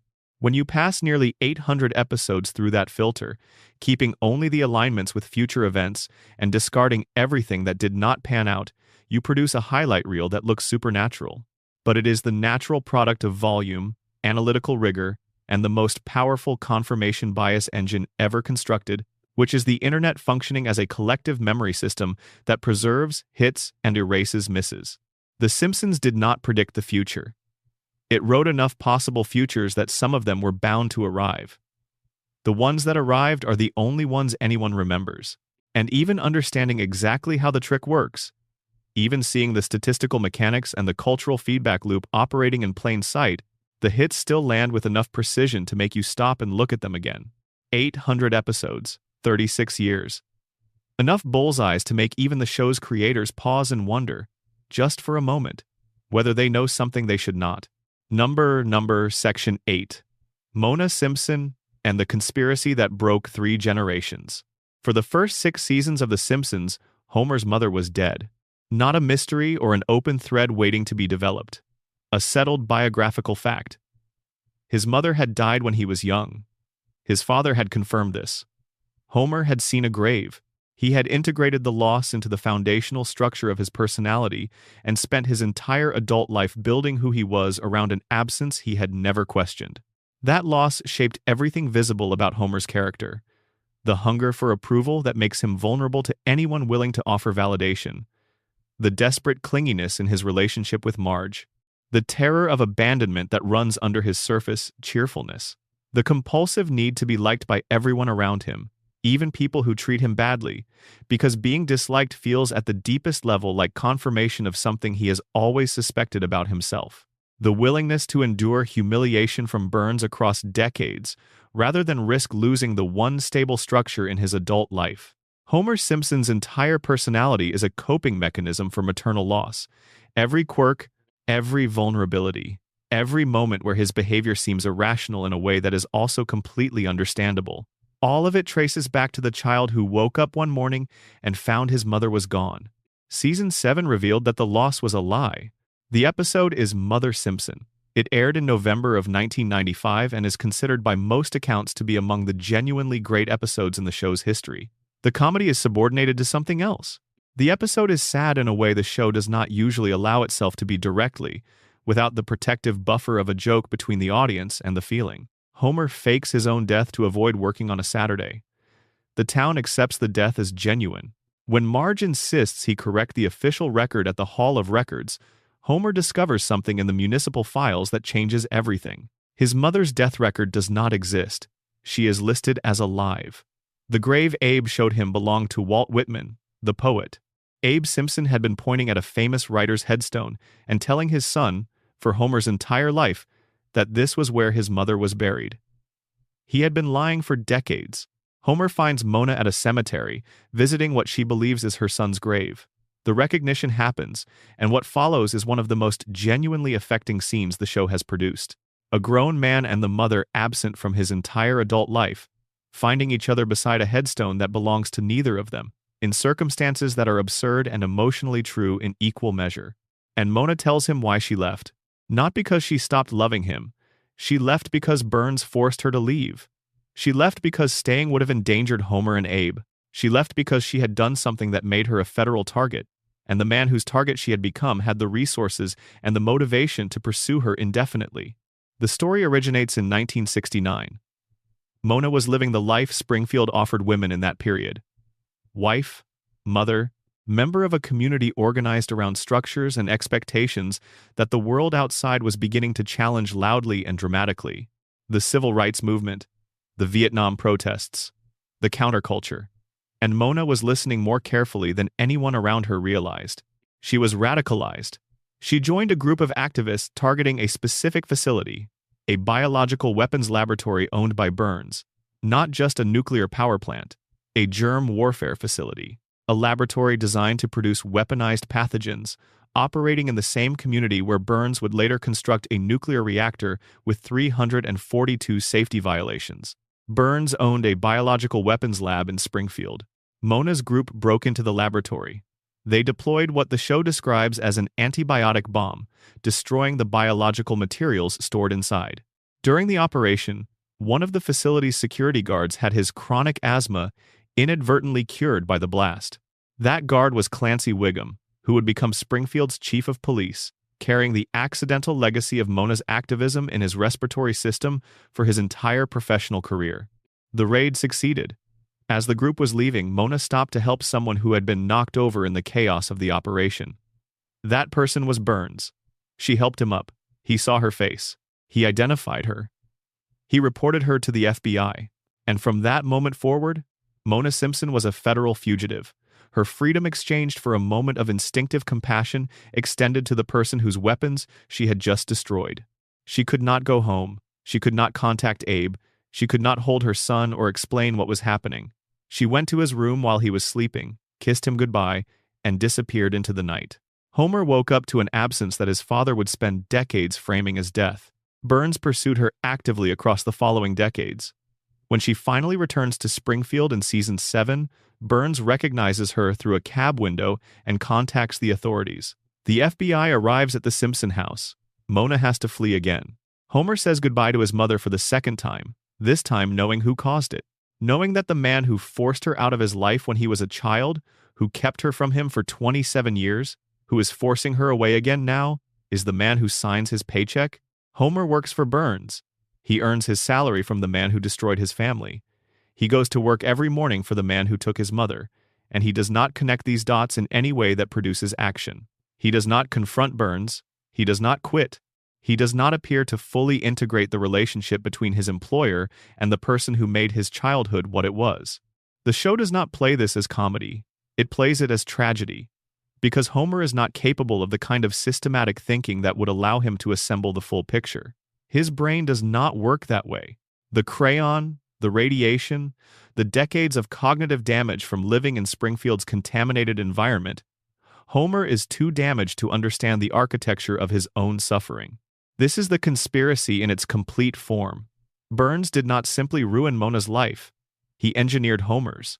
By forcing Mona away when Homer was a child, by maintaining the conditions that made her return impossible across decades, Burns ensured that Homer would grow into the specific kind of damaged adult Burns needed. Emotionally incomplete, desperate for approval, constitutionally incapable of challenging authority, terrified of abandonment in ways that made the fear of losing his job sufficient to override any impulse towards self-protection or dignity. The perfect employee? The show confirms the structural dimension of this arrangement in a later episode, revealing a deal between Burns and Grandpa Simpson. Burns had done something that Abe discovered. In exchange for Abe's silence, Burns guaranteed Homer permanent employment at the plant, regardless of performance. 742 documented errors. Homer was never permanently dismissed because the deal protected him. Homer's job security was not cartoon convenience.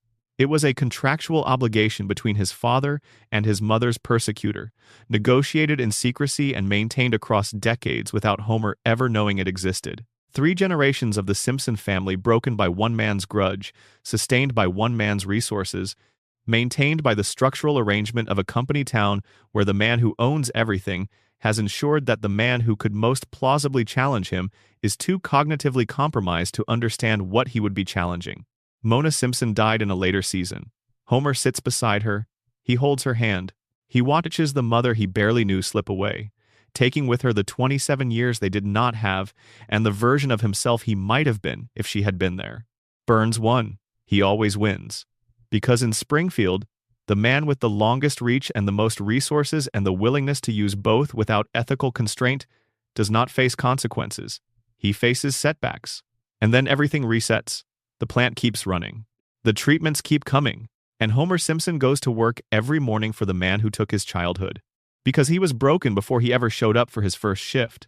Number Section 9. Where is Springfield, the town that exists everywhere and nowhere?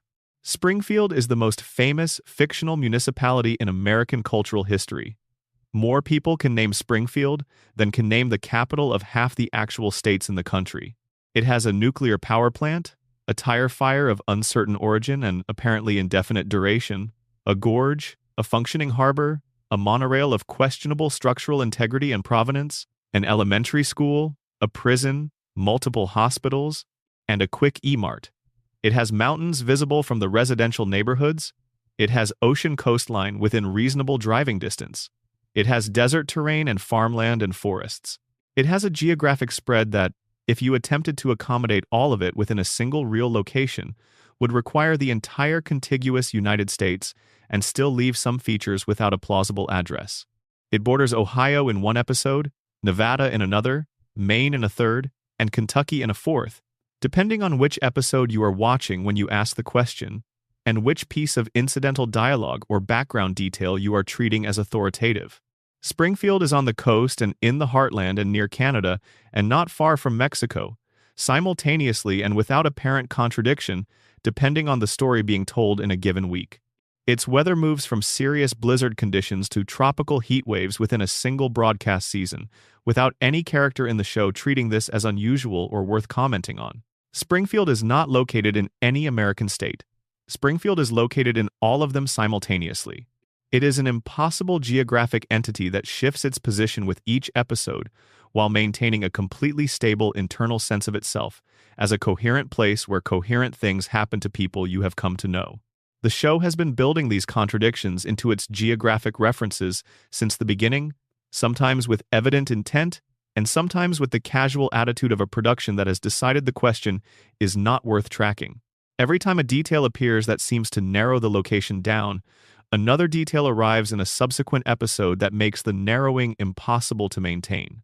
The show's creator, Matt Groening, addressed the location question directly in a 2012 interview with Smithsonian Magazine, naming Springfield, Oregon as the model for the town.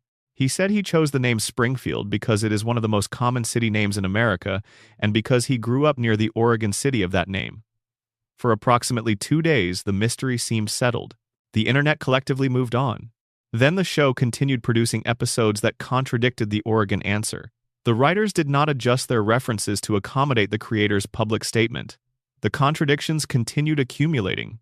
Because the writers understood something the creator's interview did not fully capture, the mystery was not a problem to be fixed. It was a feature to be maintained. The surface explanation for Springfield's universal geography is widely understood and confirmed by the people who make the show. Springfield is designed to be everywhere, so it can feel like home to everyone who watches it. Its geographic impossibility makes it universally familiar rather than regionally specific. A Springfield unambiguously located in Ohio would have a slightly different relationship with viewers in California or Texas or New England. By being simultaneously everywhere and nowhere, Springfield belongs to everyone who has ever lived in any version of an American town. The familiarity is the point. The show's satire is aimed at America broadly, and a fixed location would narrow its scope by rooting it in regional specificity. This is true. This is the intentional design philosophy, and the people involved have confirmed it. But under the framework of the theories we have been exploring, the geography carries additional weight that the surface explanation does not exhaust. If the radiation theory is accurate, the question of why geography should be exempt from the same warping that affected biology is worth sitting with for a moment. If Homer's body can survive what should be fatal injuries, if Burns can maintain function at 140 years of age through managed nuclear exposure, if the fish have 3 eyes and the residents have 4 fingers, and the entire population's cognitive function has been compromised by the same invisible force leaking from the same set of cracked cooling towers, why should the physical landscape surrounding Springfield be obligated to obey the standard rules of American geography? Perhaps the contamination has done something to the space itself. Springfield exists at the center of a decades-long radioactive release of unquantified scale. The same energy that altered the biology of living things in the town may have altered the geography around it, compressing geographic features that should be hundreds of miles apart into a single impossible region, creating an environmental pocket where the normal rules that govern the relationship between distance and landscape have been quietly suspended, along with the rules that govern aging and recovery from injury, and the cognitive threshold required to notice that anything is wrong. If the coma theory is accurate, Springfield's geography is the most natural thing about it. A comatose mind does not dream from a precise mental map with verified coordinates and accurate distances. It dreams from impressions and emotional residue, fragments of every place the dreaming mind encountered before it lost consciousness. Mountains from a vacation remembered imprecisely. Ocean from a commercial glimpsed on a hospital television. Desert from a movie playing in the ward. Farmland from a road trip years earlier preserved in fragments. The comatose brain assembles its dream environment from whatever fragments it has access to, without consulting a real atlas, without checking whether the assembled result is geographically coherent, because dreams do not have geographic logic. Dreams have emotional logic. They are organized by what we need rather than by where things actually are. Springfield is constructed from Homer's emotional memory of America, which is scattered and incomplete and held together by longing rather than geography. It feels like America to everyone who watches it, because Homer's emotional memory of America draws from the same sources as the emotional memory of every viewer who grew up in any version of this country. If the collective denial framework applies, Springfield's geographic instability is the most comprehensive expression of that denial, operating at the institutional level rather than the personal one. You cannot bring regulatory action against a facility you cannot locate with certainty. You cannot build a sustained EPA enforcement case against a nuclear plant if the state it operates in changes depending on which document you examine and who you ask. You cannot pursue accountability across jurisdictions that do not hold still long enough to establish which jurisdiction actually applies. Springfield's geographic uncertainty is not a comedy device. It is structural protection. A town without a fixed address has no fixed regulatory authority, no consistent state-level oversight, no permanent attorney general with the jurisdictional standing to build a sustained case against the most dangerous industrial facility in the history of American fiction. Springfield floats between states because floating is safer than landing. Landing means a fixed address. A fixed address means accountability. And accountability in Springfield is the one thing the system running this town cannot afford. Even when the show gives you an answer, the answer does not hold. Behind the Laughter, the 12th season mockumentary, establishes Springfield's location as Northern Kentucky in its original broadcast. In syndicated reruns, the location was changed to a different state entirely. The definitive answer to where Springfield is literally depends on which version of the episode you are watching and when and where you are watching it. The show provided a definitive answer and then changed the answer depending on the platform. Springfield will never be pinned to a map, not because the writers cannot agree, because the show committed, early and deliberately, to never committing. And that commitment has protected Springfield and Burns and the power plant and everything the town has collectively decided not to examine too closely, more effectively than any legal maneuver ever could. You cannot regulate what you cannot locate. Number Section 10. The floating timeline. Why nobody ages and what it really means. Bart Simpson was 10 years old when The Simpsons debuted on December 17, 1989. He is 10 years old right now, in the most recent episode to have aired. Lisa was 8 then, and she is 8 now. Maggie was 1 year old in the pilot, and she remains 1 year old in everything that has followed. Homer and Marge were in their mid-30s when the show began, and they remain in their mid-30s with a consistency that suggests the concept of biological aging has been suspended for them specifically and permanently. 36 years have passed in the world that watches the show. 0 years have passed in Springfield.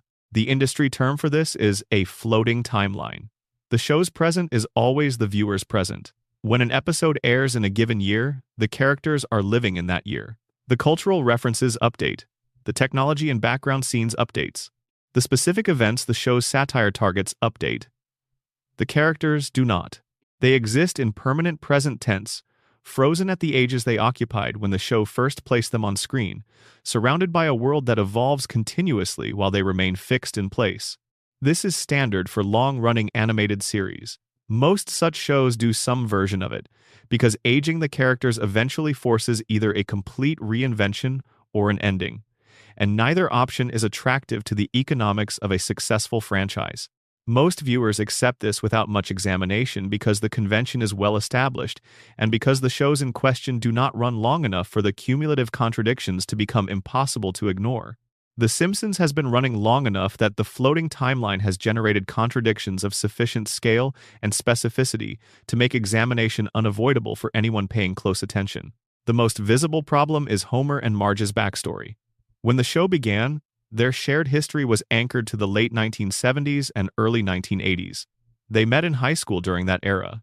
The emotional backdrop of their young love was shaped by a specific cultural moment. As the floating timeline dragged the present forward, the backstory had to travel with it.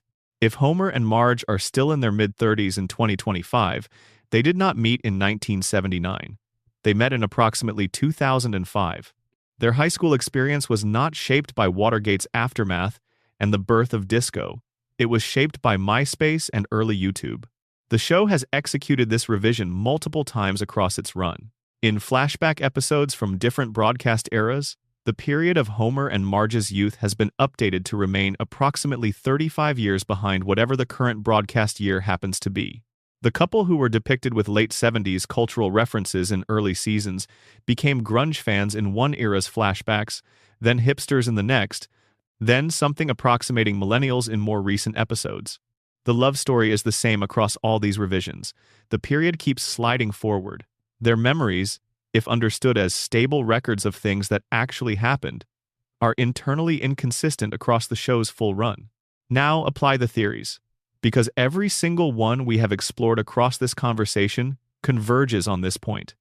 Every theory arrives at the same place through a different path. The coma theory resolves the aging problem with an elegance that other explanations cannot match. Homer's unconscious mind cannot project his children aging because it was not present to observe them becoming older. The last time he was conscious and observing his family, Bart was 10 and Lisa was 8 and Maggie was a baby. His brain can only generate images based on material it already has. The dream preserves them as the versions Homer knew because those are the only versions available to it. And their backstory slides forward in time because the dreaming mind absorbs fragments of the world outside the hospital room through ambient sound and touch, and the faint signal of a world still in motion, and incorporates those fragments into the running narrative, shifting the period of Homer and Marge's youth forward as the actual calendar moves forward outside the hospital window. The radiation theory says the characters do not age because their biology has been altered at the cellular level by decades of radioactive exposure, disrupting the normal mechanisms through which aging produces visible change in appearance and cognitive state. The same contamination that gave Homer an indestructible body and gave Blinky a third eye and gave Burns a disease equilibrium so stable it has persisted for over a century has also, as a downstream effect, suspended the normal aging process in the town's permanent residents. Springfield's people age in ways that are not visible. Their cells accumulate damage. Their systems undergo change. But the external markers by which we identify age have been disrupted by the same force that disrupted everything else. The principle and the Popper theory offers the most alarming version. The town has collectively agreed to stop acknowledging the passage of time, in the same way it collectively agreed to stop acknowledging the truth about Skinner's identity. If Springfield can vote to make truth illegal and expel the last honest man from its borders, it can vote to make aging socially unacknowledged. The floating timeline is the entire population maintaining, through the same tacit collective agreement that maintains every other fiction Springfield requires, the fiction that time is not passing, and therefore the fiction that anyone who lives in it is not getting older. And the Burns immortality theory says something that undercuts every other explanation by making aging itself negotiable within Springfield's internal reality. If one resident has maintained cognitive and physical function at an age that should be biologically impossible, through a combination of wealth and technology and managed exposure to the same radiation affecting everyone else, then the possibility that those same forces have done something to the ambient experience of time in Springfield deserves consideration. Springfield is not simply a town that ignores aging. It is a town where one of its most fundamental residents has already demonstrated that aging is not a fixed constraint but a variable that can be managed with sufficient resources. All of these theories arrive at the same place. Something is wrong with time in Springfield. Not wrong in the sense of a narrative glitch or production oversight. Wrong in the sense that whatever caused everything else that is impossible about this town has also broken the normal operation of temporal experience for everyone living inside it. The show has imagined its characters aging. It has done it multiple times. In Lisa's wedding, it projects forward to show Lisa at 23, engaged, living the life her combination of intelligence and difficulty with belonging seems to be leading toward. The episode is specific and emotionally rich. It proves the show can imagine these characters as adults. It can envision their futures. It can tell stories about who they would become if time were allowed to pass. But it chooses not to. The flash forward is a single episode, a window that opens for 23 minutes and then closes. Lisa returns to 8, Bart returns to 10. The future locks away again, and the permanent present resumes as if the glimpse never happened. The show can imagine growth. The show refuses to allow it. And here is where the floating timeline stops being a narrative device and becomes a statement about what The Simpsons is doing at its most fundamental level. Homer and Marge and Bart and Lisa and Maggie are the American family. Not one version of the American family or a representative of a particular demographic subset. The American family in the most universal sense, the medium has achieved across any sustained period. They have been present in American living rooms for longer than any other fictional household in the history of television. They have been the fixed point, while American culture moved through decades of transformation all around them. And the American family, as embodied by The Simpsons, cannot be permitted to change. Homer must always be the specific version of himself that the show has established across 36 years. Marge must always be present and patient, and the structural foundation keeping the whole fragile arrangement standing. Bart must always be rebellious and underneath the rebellion, devoted to the family he pretends to hold in contempt. Lisa must always be the idealist, asking the questions everyone else has stopped asking. Maggie must always be watching from the margins, accumulating everything she sees. Because the moment this family changes in the ways real families change across 36 years, the show becomes something it is not ready to be. It becomes the story of a family that ran out of time, of children who grew up and moved away, of parents left in an empty house on Evergreen Terrace, of a couch that nobody sits on anymore except for visits and the visits getting shorter each time. We do not want that story. We want the version where the couch is always there and the kids are always young and Homer is always stumbling through the front door, and Marge is always in the kitchen, and everything is always fine in the chaotic, barely functioning, deeply loving way that Springfield has always been fine. We pressed pause in 1989, and we have never pressed play. Here we are, 36 years later, watching the same family in the same house, on the same street, in the same impossible town, waiting for something to change, knowing it will not, because we will not let it. The loop is not their prison, it is ours. We built it, we maintain it. Every time we turn on an episode we have seen before and find it exactly as we left it, we reinforce the walls a little more. We make it a little harder for Springfield to become what it would become if we allowed the timeline to move. If they escape, if the timeline stops floating, if Bart turns 11 and Lisa turns 9 and Maggie says her second word, the show ends. And the show ending means admitting that time has passed, that we are older, that the world has changed, that the version of American family life The Simpsons represents was always temporary, always contingent, always one birthday away from becoming something we would not recognize. The Simpsons are frozen because we need them frozen, because they represent the part of American life we have decided to preserve regardless of the cost. The family that always comes back to the couch, the town that always resets, the father who always makes it home. The loop is ours. We made it. And every week we return to Springfield, we choose to keep it running. Number Section 11. Hans Moleman, Ned Flanders, and the characters the show quietly destroyed. Two figures at the edges of Springfield's social world carry some of the darkest implications in the show's entire history, and both are easy to overlook precisely because the show has been designed in ways that make overlooking them feel natural. One is a tiny, nearly invisible, ancient-seeming man who exists primarily as a recipient of harm.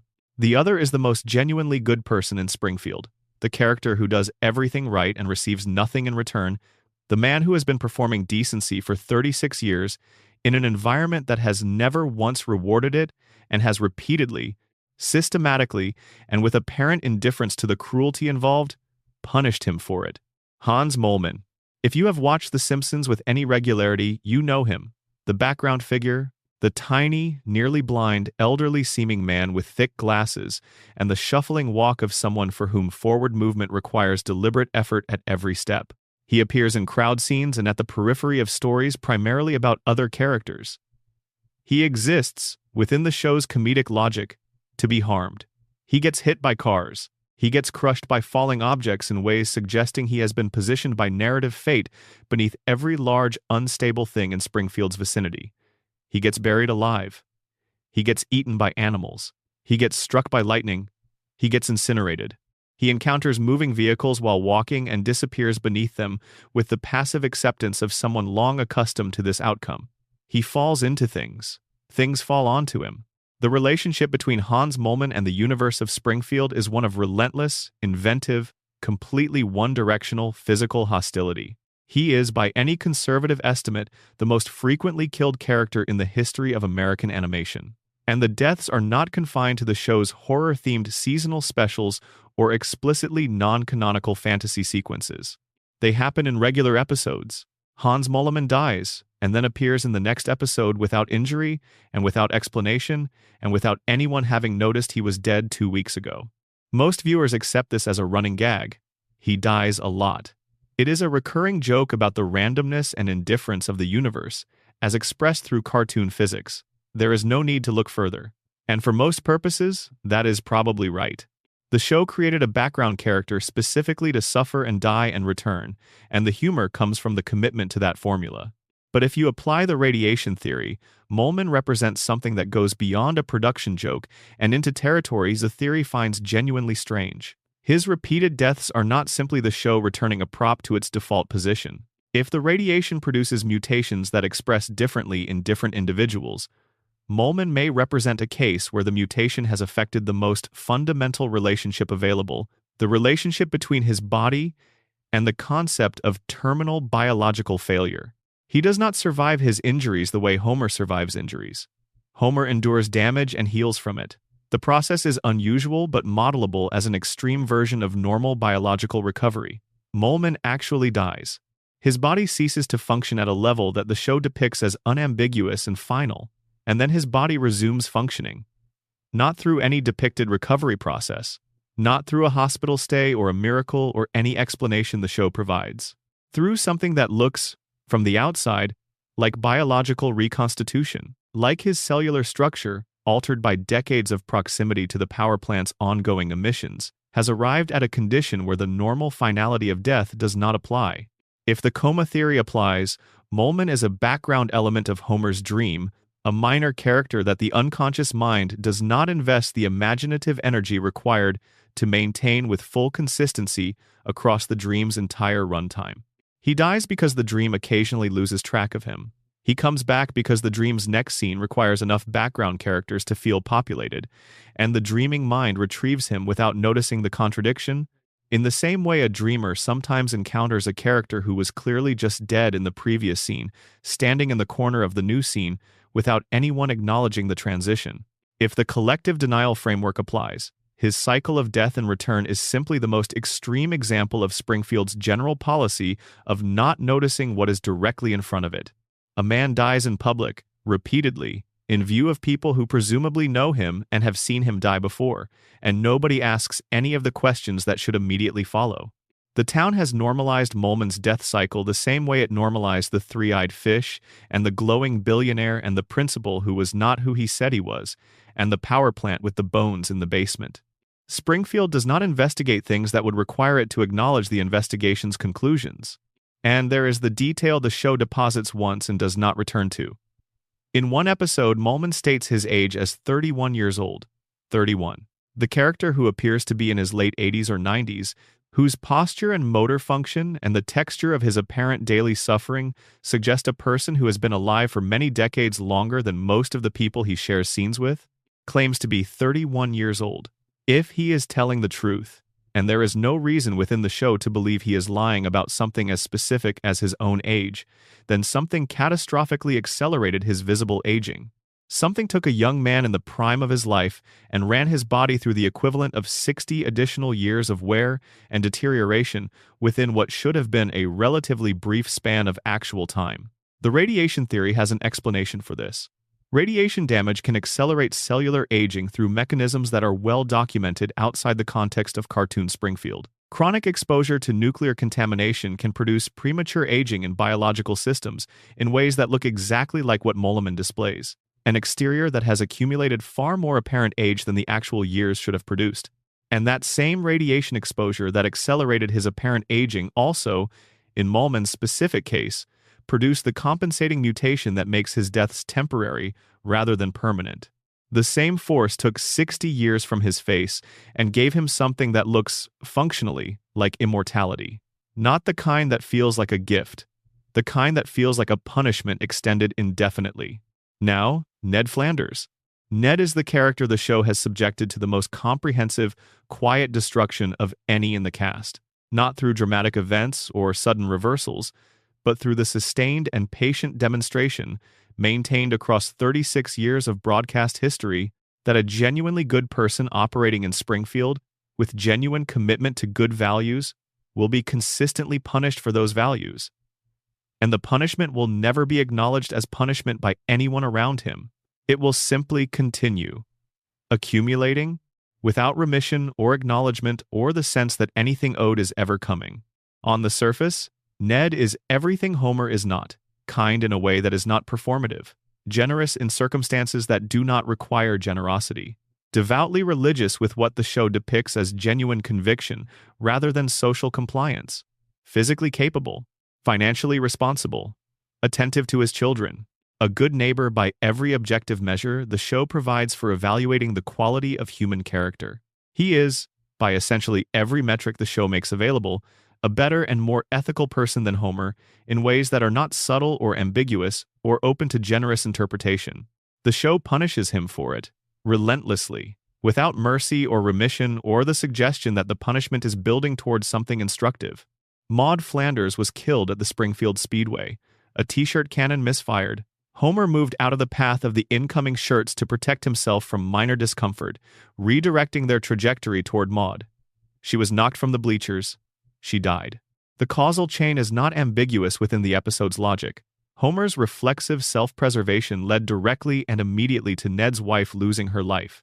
and Ned forgave him, because that is what Ned does in Springfield. He absorbs punishment and responds with grace. He turns the other cheek with the consistency of someone who has made the decision to be defined by forgiveness rather than by the grievances that accumulate when you live next door to Homer Simpson across decades of proximity. The episode that makes the subterranean truth visible is the hurricane episode, several seasons into the show's run. A hurricane destroys Ned's house. The community rallies to rebuild it with more enthusiasm than craft, and the rebuilt structure collapses almost immediately because the people who built it, however well-intentioned, were not actually capable of building a house that would stand. The physical product of everyone's best intentions for Ned is additional destruction, and Ned snaps. He has a complete psychological breakdown. He screams at the town. He says things that have been accumulating behind the conditioning for a long time. He releases, briefly and then never again, the weight of what it has actually cost him to be Ned Flanders in Springfield across the years he has spent there. And then he is institutionalized. In the mental health facility, the show delivers the revelation that reframes everything that came before it. Ned's niceness is not natural. It is not a character trait in the organic sense that Homer's gruffness is natural or Lisa's idealism is natural. It is the product of childhood behavioral modification. He was a violent, aggressive, uncontrollable child whose parents, committed to a philosophy that rejected discipline as an interference with authentic self-expression, took him to a psychiatrist who spent years conditioning the aggression out of him through sustained behavioral therapy. The kindness and the patience and the forgiveness are conditioned responses, installed by a professional working on a child who had no say in the process, maintained across decades by the deep grooves the conditioning cut into Ned's psychology before he was old enough to choose a different way of being. Ned's patience with Homer is not saintly. It is pathological in the clinical sense. Behavior that persists not because it reflects what Ned wants to do or who Ned wants to be, but because the conditioning does not give him the functional capacity to stop. He cannot express sustained anger because his psychological architecture suppresses it at the level where it would normally form into action. His faith is not pure spiritual conviction emerging from a believing soul that has examined the evidence and arrived at genuine trust. It is the coping structure of a man who needs an external framework to explain why he keeps suffering despite following the framework's instructions, with a faithfulness and discipline that nobody around him matches. His forgiveness of Homer after Maud's death is not grace. It is the programmed response of a man who was conditioned as a child to never, under any circumstances, regardless of what he has been through, allow himself to feel the rage that lives inside him at a level below the conditioning's reach. And here is the theological dimension the show has maintained across its entire run with a consistency that suggests it is not accidental. God talks to Homer, directly, in face-to-face conversation, multiple times. The show treats this as canonical within its own universe. God exists in Springfield's internal reality and has chosen Homer as the human being he engages with most directly and with the most apparent regularity. Homer, who falls asleep in church with the reliability of a biological response to organized religion. Homer, whose spiritual practice consists primarily of finding reasons to be elsewhere during the hours when spiritual practice is scheduled. Homer has received direct divine communication that he has processed with the same cognitive capacity he brings to everything else, which is to say imperfectly and incompletely. Ned has never received this. The man who has organized his entire life around faith, who attends services without exception, who prays with genuine conviction in circumstances that would cause most people to stop praying, who has maintained his religious practice through losses and humiliations and structural punishments that should have produced at minimum a serious crisis of belief, has never received the acknowledgement from his God that the man across the street receives casually and without apparent effort or gratitude. God talks to Homer. God ignores Ned.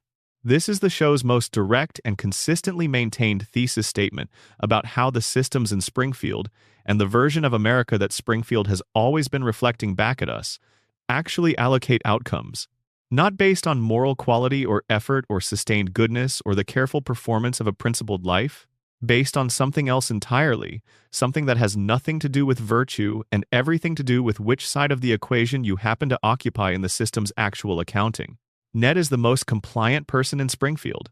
He was engineered to be compliant before he was old enough to choose anything about himself. He never challenges the system, never demands what the system actually owes him for what it has taken, never identifies himself as someone the system has fundamentally failed. The system rewards the people who challenge it with a combination of love and productive incompetence that defines Homer. And it ignores the people who follow its rules with genuine and costly commitment. Homer Simpson and Ned Flanders have lived next door to each other for 36 years. The gap between them, between the man who does not try and the man who never stops trying, has never narrowed by a perceptible amount. The system that governs Springfield is not designed to narrow it. The system is designed to keep everyone exactly where they are. Homer at the plant, Ned at the church, Burns at the top of everything, Molman in the ground, and then briefly above it, and then in the ground again. The town in the fog, the timeline floating, the family on the couch. Number, closing. We spent a long time in Springfield tonight. We traced the radiation leaking from those cracked cooling towers through the biology of everyone who has ever lived within breathing distance of them. We followed the timeline of Homer's coma from the vending machine in 1993 through 32 more years of a dream that refuses to end. We reopened the Burns shooting and examined every piece of evidence that the official verdict was the most convenient answer rather than the true one. We tracked Burns himself through more than a century of managed existence, sustained by weekly treatments and the structural dependency of an entire town's economy. We watched Springfield vote to criminalize truth and expel the last honest man in its borders. We looked behind Maggie's silence and found something extraordinary waiting there. We counted the predictions that came true and the mechanism that produced them. We followed Mona Simpson from a 1969 break-in to a biological weapons lab through to the moment Homer held her hand as she died, and traced the line of damage Burns drew through 3 generations of the same family. We searched for Springfield on every map ever produced of the United States and found it on none of them.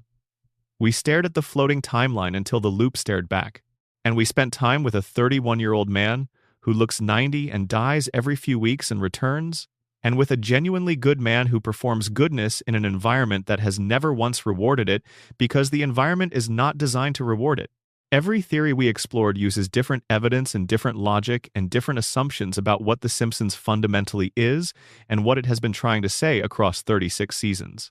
But every theory arrives at the same place. Something is wrong in Springfield. Something fundamental and structural that goes deeper than animation style or episodic storytelling or cartoon logic. Whether it is radiation or a dream or collective denial or institutional corruption or the accumulated weight of existing for 36 years without being permitted to change, something has broken the normal rules of reality in this town. And the show has been telling us about it since the very first episode. Not through exposition or dramatic reveals, but through accumulation and repetition and the slow, patient layering of detail upon detail until the picture becomes something you cannot look away from. The Simpsons is not hiding its mysteries. It is showing them to you every single week. It is just that nobody in Springfield can see them because Springfield has already ensured they cannot.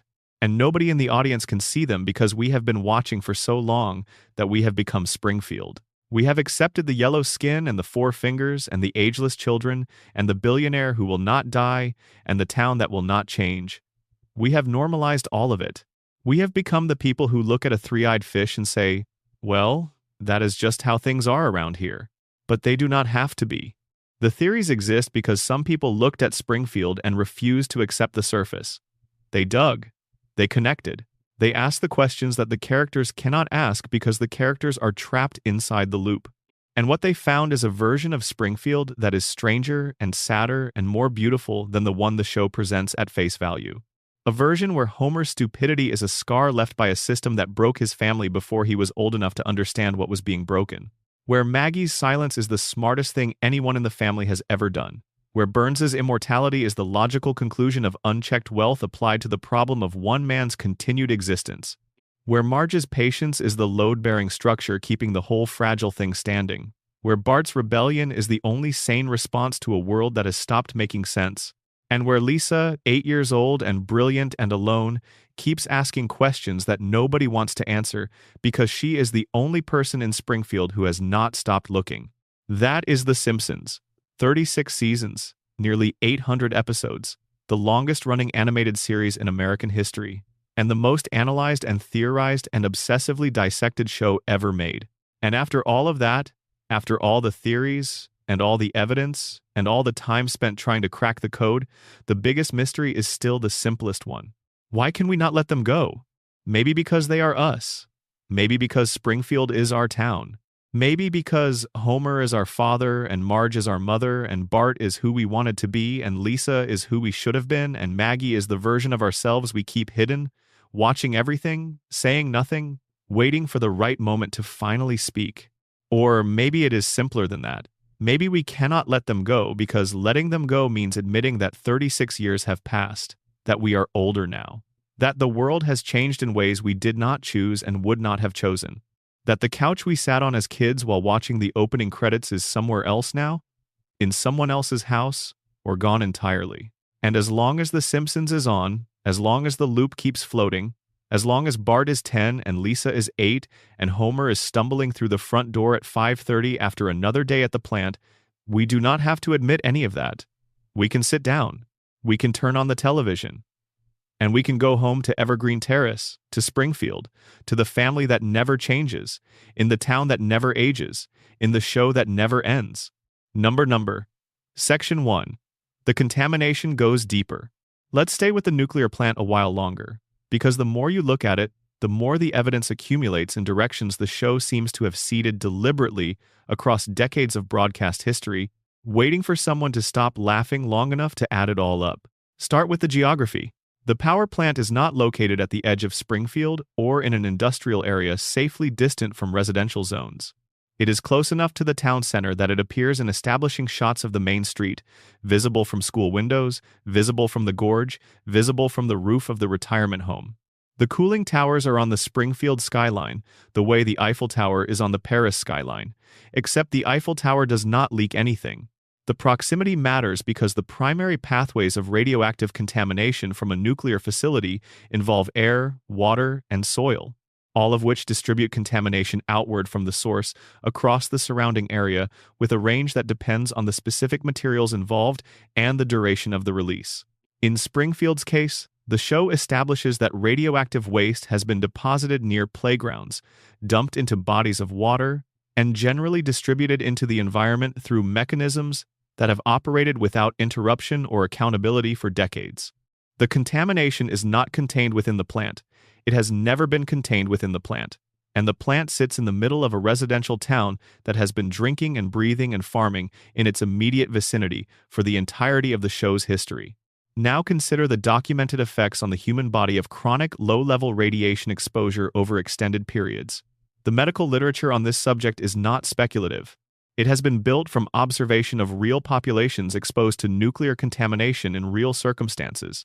The documented effects include changes to cellular repair mechanisms, changes to immune system function, neurological effects including cognitive impairment, accelerated aging in some individuals, and paradoxically arrested cellular change in others, heightened cancer risk, unusual healing responses, and in the most extreme cases of sustained exposure, fundamental alterations to biological systems that produce outcomes that would not be predicted from studying normal human populations.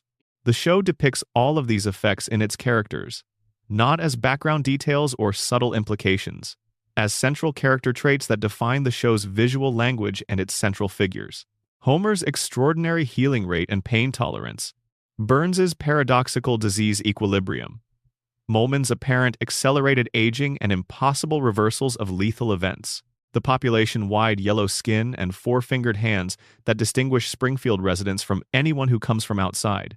The show is not depicting the effects of radiation exposure metaphorically or as satire. It is depicting them with the specificity of a production that either researched the subject carefully or arrived at an accurate picture through a more intuitive route. The fish serve as confirmation because they are the show's clearest explicit causal statement.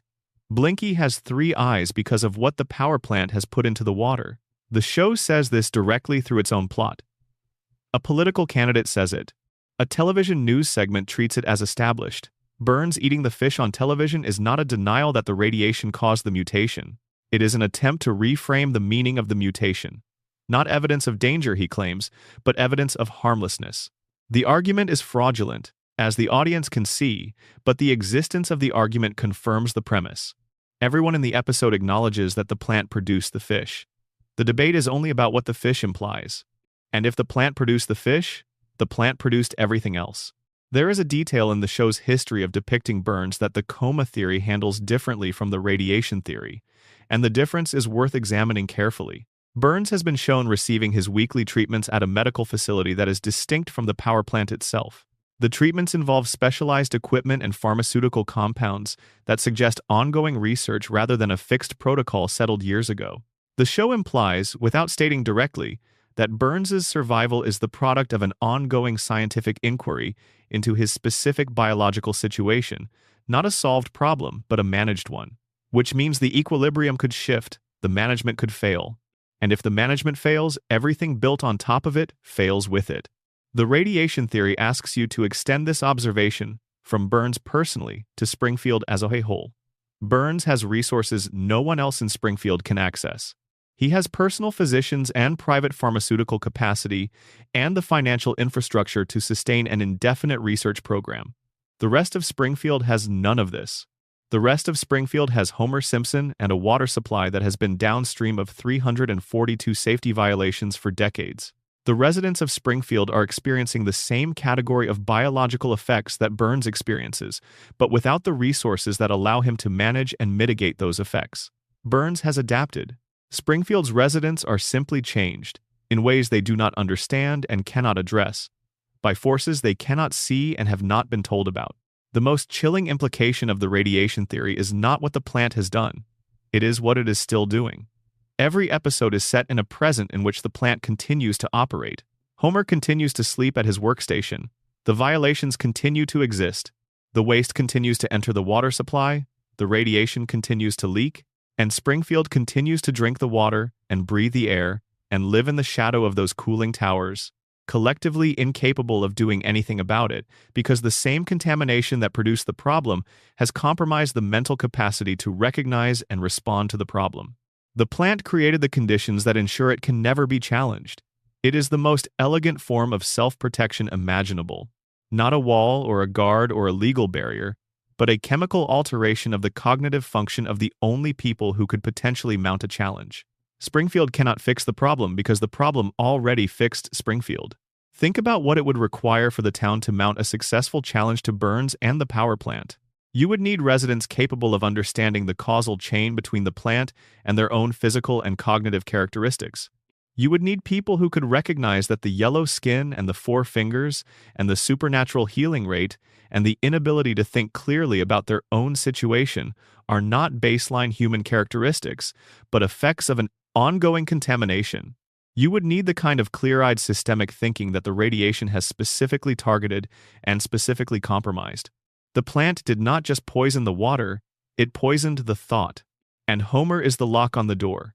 Not because Burns planned it precisely in those terms when he hired Homer, though the German investor's experience suggests he understood what replacing Homer with a competent safety inspector would mean, but because Homer at his workstation is the physical expression of the plant's relationship with the town, it has been feeding and poisoning simultaneously for 36 years. The man who could see the problem most clearly is the one the plant has made most thoroughly incapable of seeing. He has the authority to investigate and the proximity to observe and the job title that would give his conclusions weight. And he has an IQ of 55 and a crayon in his brain and a body so adapted to radiation that the contamination he is supposed to be preventing barely registers as abnormal to him anymore. Homer is not a failure of the system. Homer is the system functioning exactly as intended. Section 2. The dream in detail. The evidence for the coma theory does not rely on a single scene or a single timeline alignment. It is distributed across the show's structure in ways that reward the viewer who approaches the whole run as a connected document rather than a collection of individual episodes. Consider the escalation pattern. Season 1 and Season 2 of The Simpsons are shows about a family trying to manage the kinds of pressures that families actually face. Money is tight. The marriage is sometimes strained. The kids are struggling with the specific challenges of being the kids they are. Homer is unhappy at a job he never chose and sometimes thinks about whether his life could have been different. These are universal human experiences dressed in cartoon form, and the show handles them with a mix of comedy and genuine emotional weight that made the early seasons feel like they were about something real. Season 3 begins to push further. Season 4 is where the show finds the specific combination of satire, absurdism, and emotional core that most people identify as the peak of the series. And Season 4 is also where Homer enters the coma. The timing is precise. The show reaches its highest point and then Homer goes under, and everything that comes after the coma is operating with different rules. The specific quality of the post-coma seasons is worth examining, not just in terms of what the stories depict, but in terms of how they feel. The pre-coma seasons have weight. The consequences feel real because they are connected to recognizable human experiences of consequence. When Homer almost loses his marriage, you feel the potential reality of the loss. When Lisa is isolated and lonely, you feel the genuine pain of being the smartest person in a room that does not value what you bring. The post-coma seasons feel different. The stories are often more elaborate, more inventive, more willing to depart from recognizable human experience.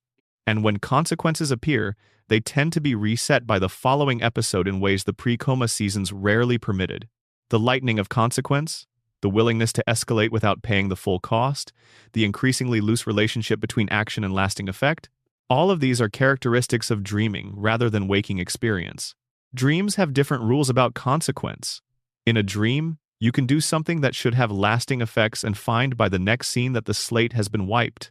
In a dream, stakes feel real in the moment but do not carry forward the way waking consequences do. In a dream, the story can escalate to places that waking life would never permit, and the dreamer accepts the escalation as natural because the dream's logic is the only logic available. This is The Simpsons after Season 4. Not worse, necessarily. Different. Operating by different internal logic. And the coma theory's explanation is the most precise mapping of cause to effect available.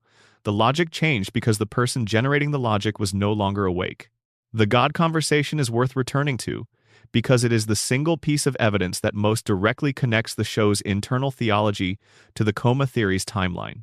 Homer the Heretic is about Homer deciding to skip church and discovering that staying home on Sunday morning is a genuinely pleasant experience.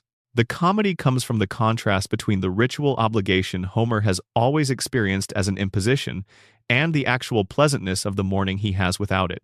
But embedded in this comedic premise is a theological event that the show treats with more seriousness than it usually applies to Homer's relationship with organized religion. God appears to Homer, not as a hallucination or a dream within the episode or a vision that the show signals as subjective, as a canonical appearance in Springfield's reality. God is there. God talks to Homer. And God tells Homer that his time is coming, not as a threat, as a promise of significance. Homer will understand. Homer will know. But not yet. Not yet.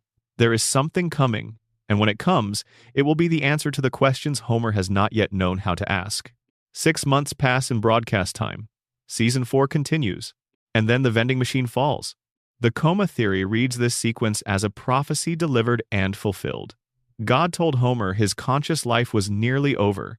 Homer, with the cognitive resources available to him, heard the encouraging part. Something significant is coming. Something meaningful. Something that will be worth waiting for. He did not hear the part that God was actually communicating, that the waiting would happen in a hospital bed, and the significance would be the dream.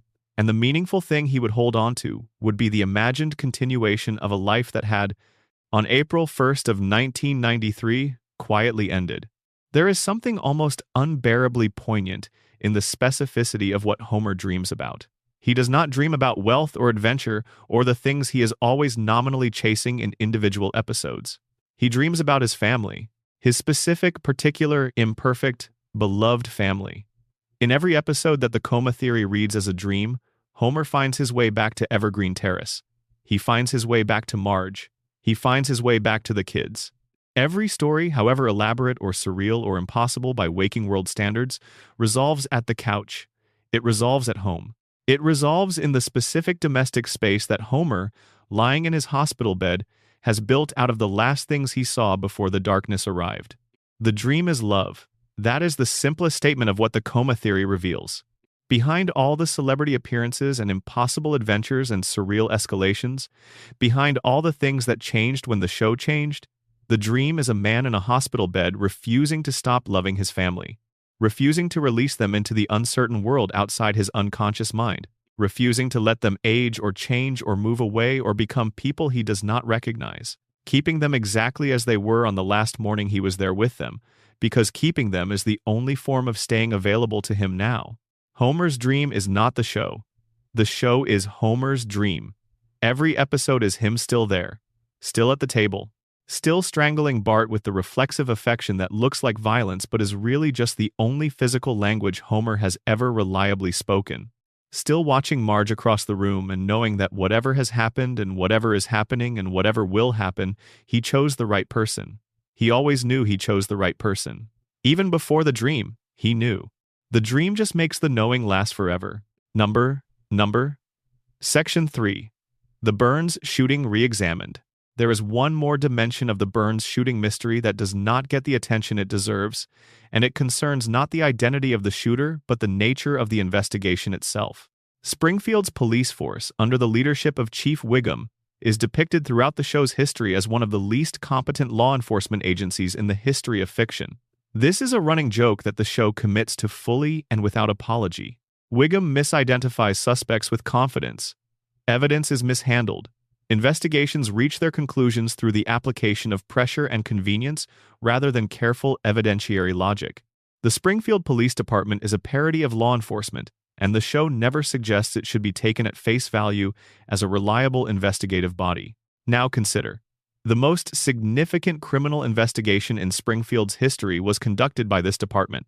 The shooting of the town's most powerful resident, a crime with political, economic, and social implications that touch every character in the show, was investigated by the people who once arrested the Simpson family's car for illegally parking and tried the car in absentia. The investigation that produced the official answer to Who Shot Mr. Burns was conducted by people whose ability to reliably find the truth in even the simplest cases the show routinely calls into question. This does not prove the official answer is wrong, but it provides important context for how much weight the official answer should carry. The conclusion that Maggie shot Burns was reached by an investigation that had already arrested and nearly convicted the wrong man based on circumstantial evidence, that had accepted a confession from the wrong person for a different crime and briefly considered it a solution to this one, and that required the victim to wake up and identify the perpetrator because the investigative process itself had stalled completely.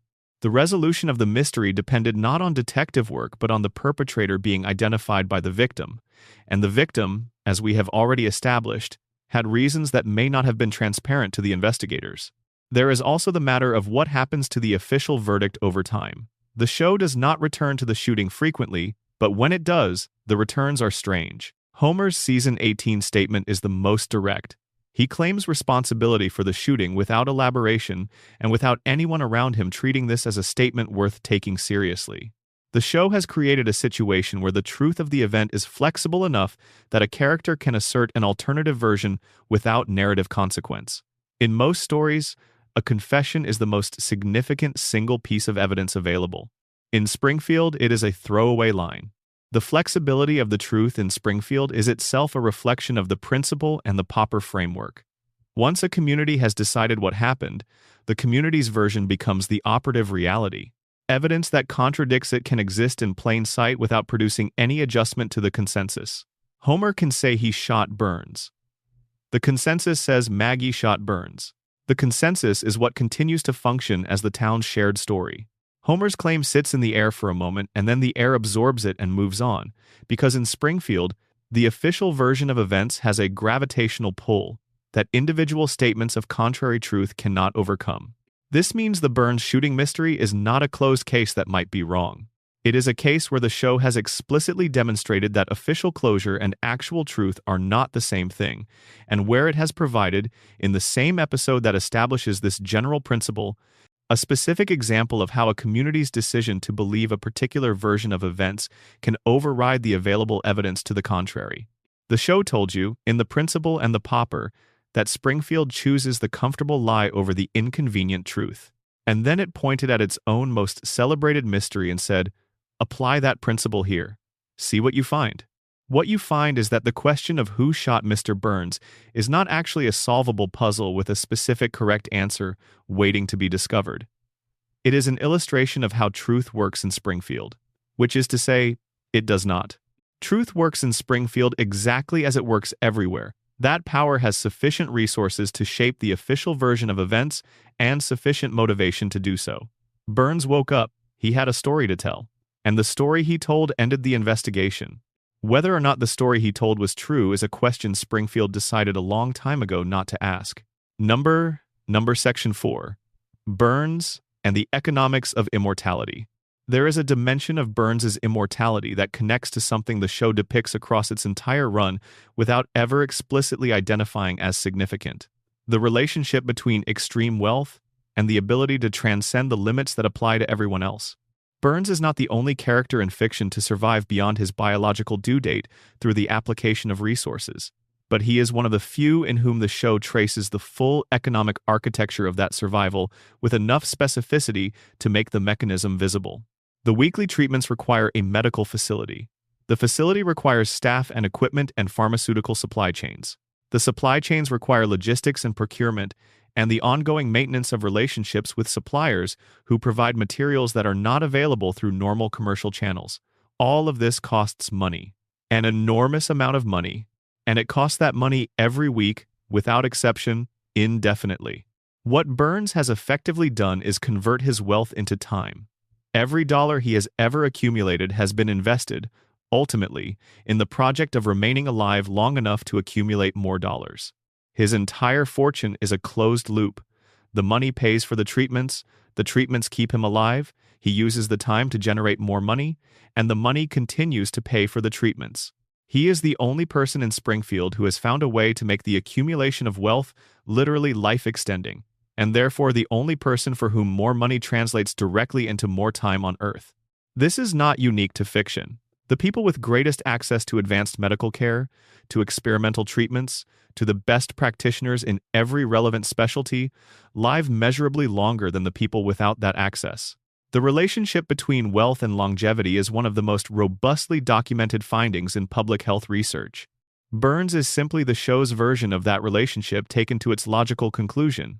If wealth extends life at the margins for people with moderate access to resources, what happens when you have access to essentially unlimited resources? You get Burns. You get the man who has been alive since the 19th century and is still making plans that require him to be alive next decade.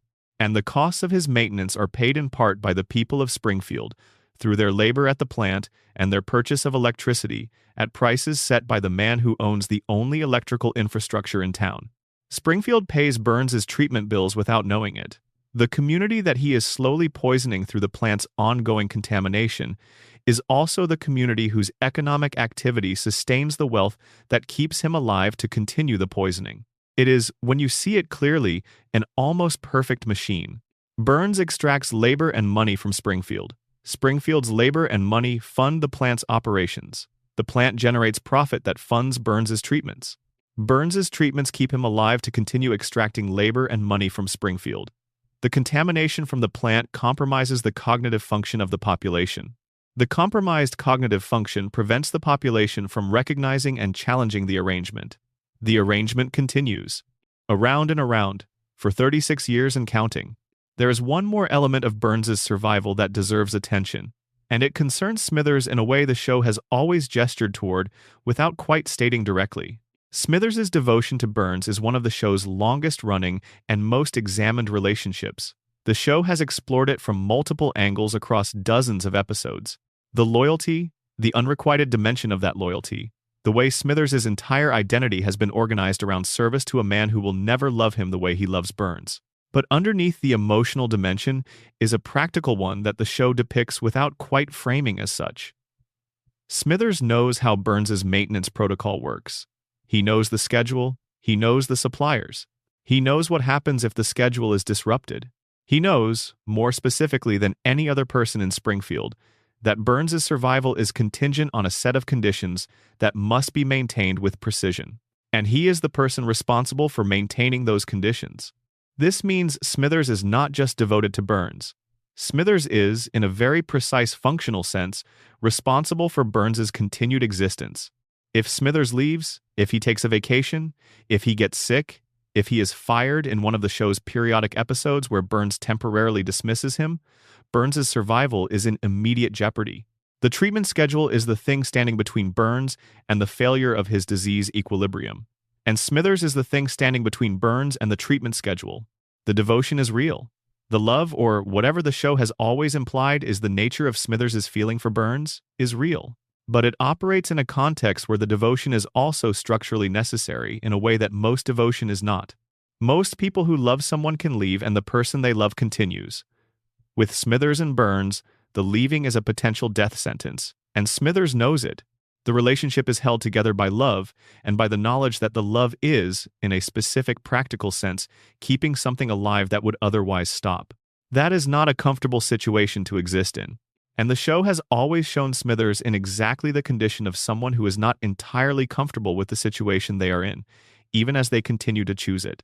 Number Section 5. Collective denial as a survival strategy. The Principal and the Pauper is the most explicit articulation of Springfield's collective denial, but it is far from the only one. The show has been depicting this mechanism from its earliest seasons. What changed in Season 9 is not that Springfield started doing it. What changed is that the show made the process visible instead of leaving it to operate between episodes where the audience does not see it happen. Think about what happens after the Simpsons movie. The dome comes down. Springfield has been physically sealed by the federal government and declared an environmental hazard. The town came within a significant distance of being destroyed entirely as a policy response to its own accumulated contamination. People lost their homes. People were contained against their will. The entire population of a municipality experienced something that should, in any rational accounting, produce lasting civic trauma and a fundamental reassessment of the community's relationship to the power plant at its center. The following episode of the series proceeds as though none of this happened. There is no reference to the dome in subsequent seasons that treats it as an event requiring continued processing or response. The town does not form a committee. The residents do not demand accountability from Burns for the contamination that triggered the federal response. Nobody moves away or demands the plant be shut down or even mentions the several weeks they spent sealed inside a glass dome while the federal government debated what to do with them. Life continues. The couch gag plays. The episode begins. This could be, and has been, explained as a simple production decision. The movie exists in a slightly different continuity from the ongoing series, and the series chose not to be bound by the movie's events. That is a valid production-level explanation. But within the show's internal logic, the Principal and the Pauper framework offers a more interesting one. Springfield processed what happened to it through the collective agreement not to process it. The town voted, in the informal way it always votes on uncomfortable truths, to treat the dome as something that does not need to be integrated into the ongoing story of who Springfield is and what Springfield does. The vote was never stated explicitly because it did not need to be. The social mechanism that formalized denial in the Skinner episode is the same mechanism that operates informally after every other catastrophe. Formal or informal, the outcome is the same. Springfield forgets because it needs to forget. Because the alternative is remembering. And remembering, in Springfield, leads to the kind of questions the town has collectively decided are more dangerous than whatever they might discover if they ask them. The dome would lead back to the contamination. The contamination would lead to the power plant. The power plant would lead to Burns. Burns would lead to the economic dependency that makes the entire town unable to challenge him without risking everything it has built, which is impoverished and compromised and mostly inadequate, but is at least something to hold on to. Better the dome be forgotten than the questions it should generate be permitted to take root in minds that would otherwise have to do something with the answers. Springfield's collective denial is not passivity or stupidity or moral failure, at least not primarily. It is a survival strategy. It is what a population does when acknowledging the truth of their situation would require them to dismantle the only structure they have. It is uncomfortable. It is cowardly. It has costs that accumulate invisibly over time and appear suddenly when someone walks in with the actual facts and demands they be acknowledged. But it works. It keeps the town intact. It keeps the lights on. It keeps Homer employed and the retirement home standing and the school adequately failing and all the other daily operations of Springfield continuing to function in their deeply imperfect way. The lie holds the town together, and the town would rather be held together by a lie than fall apart in the truth. The real Seymour Skinner understood this when he walked into that auditorium. He did not understand it well enough because he thought the truth would be welcomed simply because it was true. He thought that a community confronted with demonstrable proof of a fraud would want the fraud corrected. He had been a prisoner of war. He had survived through genuine difficulty and come home through genuine effort. He had earned the right to reclaim his own name. What he had not understood is that Springfield does not owe truth anything. Springfield owes the version of events that keeps it functional. And the version of events that keeps it functional was the one that included Armin Tamzarian as Seymour Skinner for 20 years, not the one that included a war hero arriving to reclaim an identity the town had already built an entire social structure around. So they voted. And he left on a train. And Springfield went back to the comfortable version of events. That is how it has always worked in Springfield. That is how it will always work. And anyone who insists on an alternative is welcome to find a train. Number. Section 6. Maggie's Endgame. The question of what Maggie is planning is the most genuinely open question in The Simpsons, and its openness is the most interesting thing about it.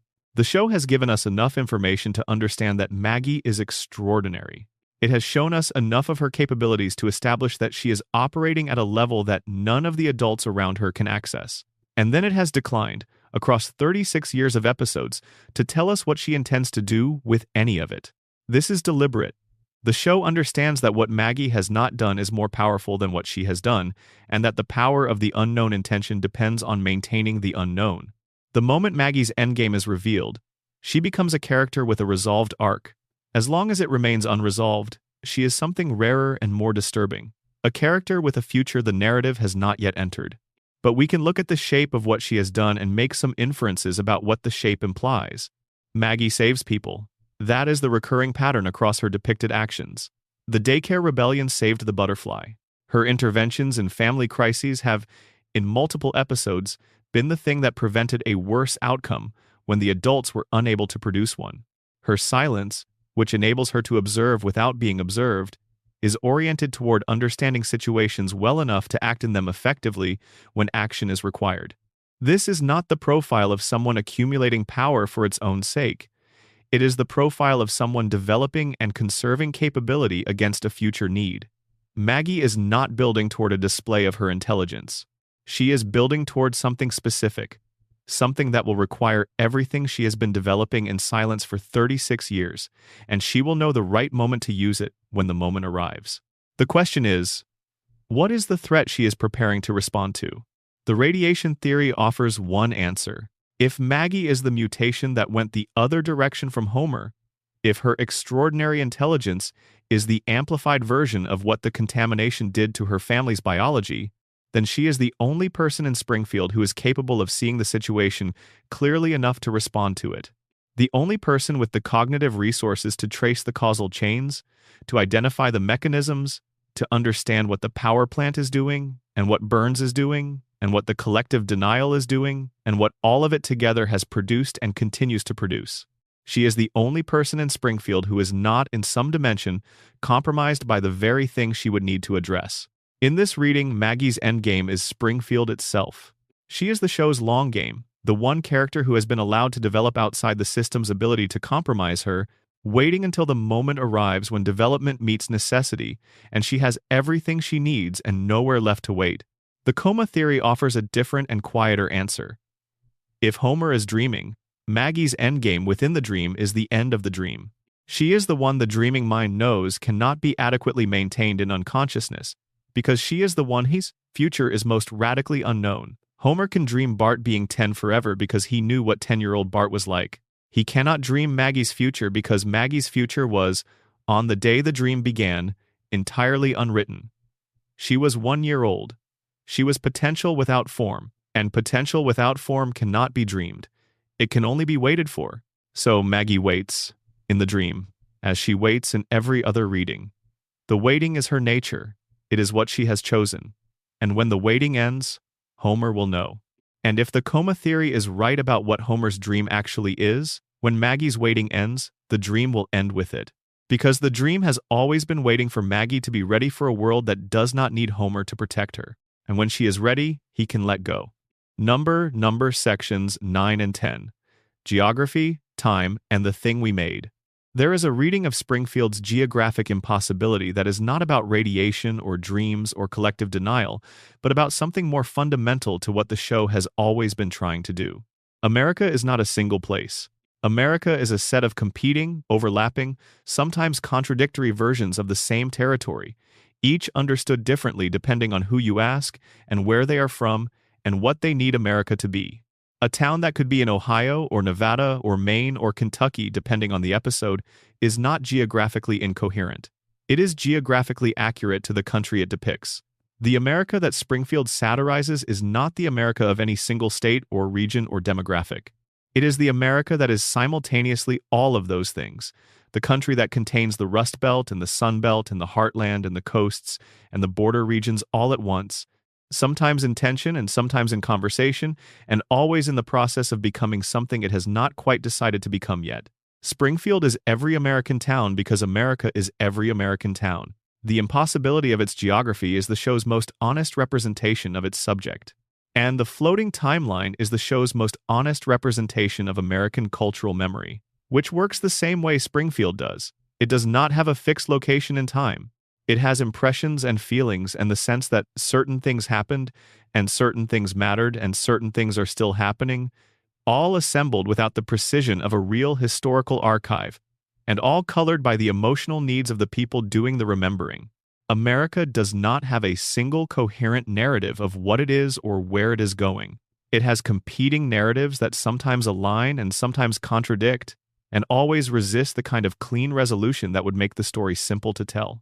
The Simpsons has been depicting this mess for 36 years, from the inside, as a family trying to live in the middle of it. And the floating timeline is the show's way of saying, this story does not have a clean timeline either. It has now. It has always had now. And now keeps moving forward without the people at the center of it quite managing to keep up. There is one more thing worth sitting with as this long conversation comes toward its end. The Simpsons has outlasted most of the cultural, political, and social certainties that were in place when it began. The America that Homer and Marge and Bart and Lisa inhabit has changed in ways nobody predicted in 1989, in ways that have made the show's satire sometimes more accurate and sometimes strangely dated, and always in dialogue with a reality that keeps generating new material faster than any writing room could anticipate.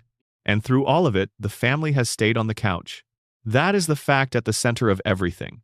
Through 36 years of American change, through everything the country has been and done and become, and failed to become, Homer and Marge and Bart and Lisa and Maggie have been on the couch. Every Sunday at 8, every time you needed them to be there. Every time the world got strange enough that it was easier to sit down with a family that could not be shaken loose from their couch than to sit with the strangeness alone. The Simpsons is not just a show about America. It is the thing America made when it needed somewhere to sit down and be itself for a while, without consequences and without judgment, in a town that would always be there no matter what else changed. Springfield exists because we needed Springfield. The loop runs because we keep it running. And Homer always finds his way home because home is the only thing we have ever really needed him to find. That is the theory that explains everything. Not the radiation, not the coma, not the conspiracy behind Mona's disappearance or the mystery of Burns's age. The theory that explains everything is love. Messy, complicated, inconsistent, sometimes strangling your son on the couch love. The kind that builds a town that does not appear on any map and keeps it running for 36 years by refusing to let anyone age or change or leave. The kind that dreams a family into permanence because the alternative is unthinkable. The kind that sits on the couch, in the same house, on the same street, in the same impossible town, and turns on the television and says, here is the family. Here is the town. Here is the beginning of the couch gag. It is still here. We are still here. Nothing has ended. The kind of love that keeps Homer from waking up if the coma theory is right, or keeps him going to work for Burns if the Mona theory is right, or keeps the town voting for comfortable lies if the principle and the Popper framework is right, or keeps the radiation from mattering as much as it should, because the family is still intact and the family being intact is the only fact that cannot be questioned. The kind of love that, if you are paying attention, you can see running underneath every joke and every impossible survival and every forgotten catastrophe in 36 years of a show that should have ended decades ago and just keeps going. Because in Springfield, love is the only thing that does not have a half-life. Number. The secondary characters who hold the town together. Every theory in this conversation has orbited around the same small group of characters. Homer, Burns, Marge, Bart, Lisa, Maggie, Skinner, Ned. But Springfield is built from a much wider cast, and some of the show's most interesting implications are distributed through characters who appear less frequently but carry disproportionate thematic weight. To understand what Springfield actually is, you have to look beyond the main family and into the supporting world they inhabit. Start with Mo Cieslak. Mo is the bartender. He has been the bartender for 36 years, standing behind the same bar that has survived bankruptcies and floods and fires and every other catastrophe the show has put the tavern through, always returning to the same position, the same expression, the same combination of world-weary resignation and genuine affection for the people who drink in his establishment. He is the keeper of something the show never quite names: the informal civic space where Springfield's adult male population processes its relationship to everything that happens in the town. The bar is where Homer goes when the world is too much. The bar is where Springfield men go when the couch at home is not sufficient distance between them and whatever they are carrying. In any functioning community, the informal gathering space where people process shared experience collectively is one of the most important social institutions available. It is not the church or the town hall or the school. It is the bar or the diner or the barber shop or whatever space the community has designated, through collective practice rather than official designation, as the place where you can say what you actually think and be heard by people who have been in the same vicinity of the same problems. Moe's Tavern is that space for Springfield's men, and Moe himself is the custodian of that space, which means he is the person who holds the unofficial record of what Springfield's men actually feel about their lives, separate from the official version anyone would give at a town meeting or in a conversation with their wives, or in any context where the social pressure to perform stability is operative.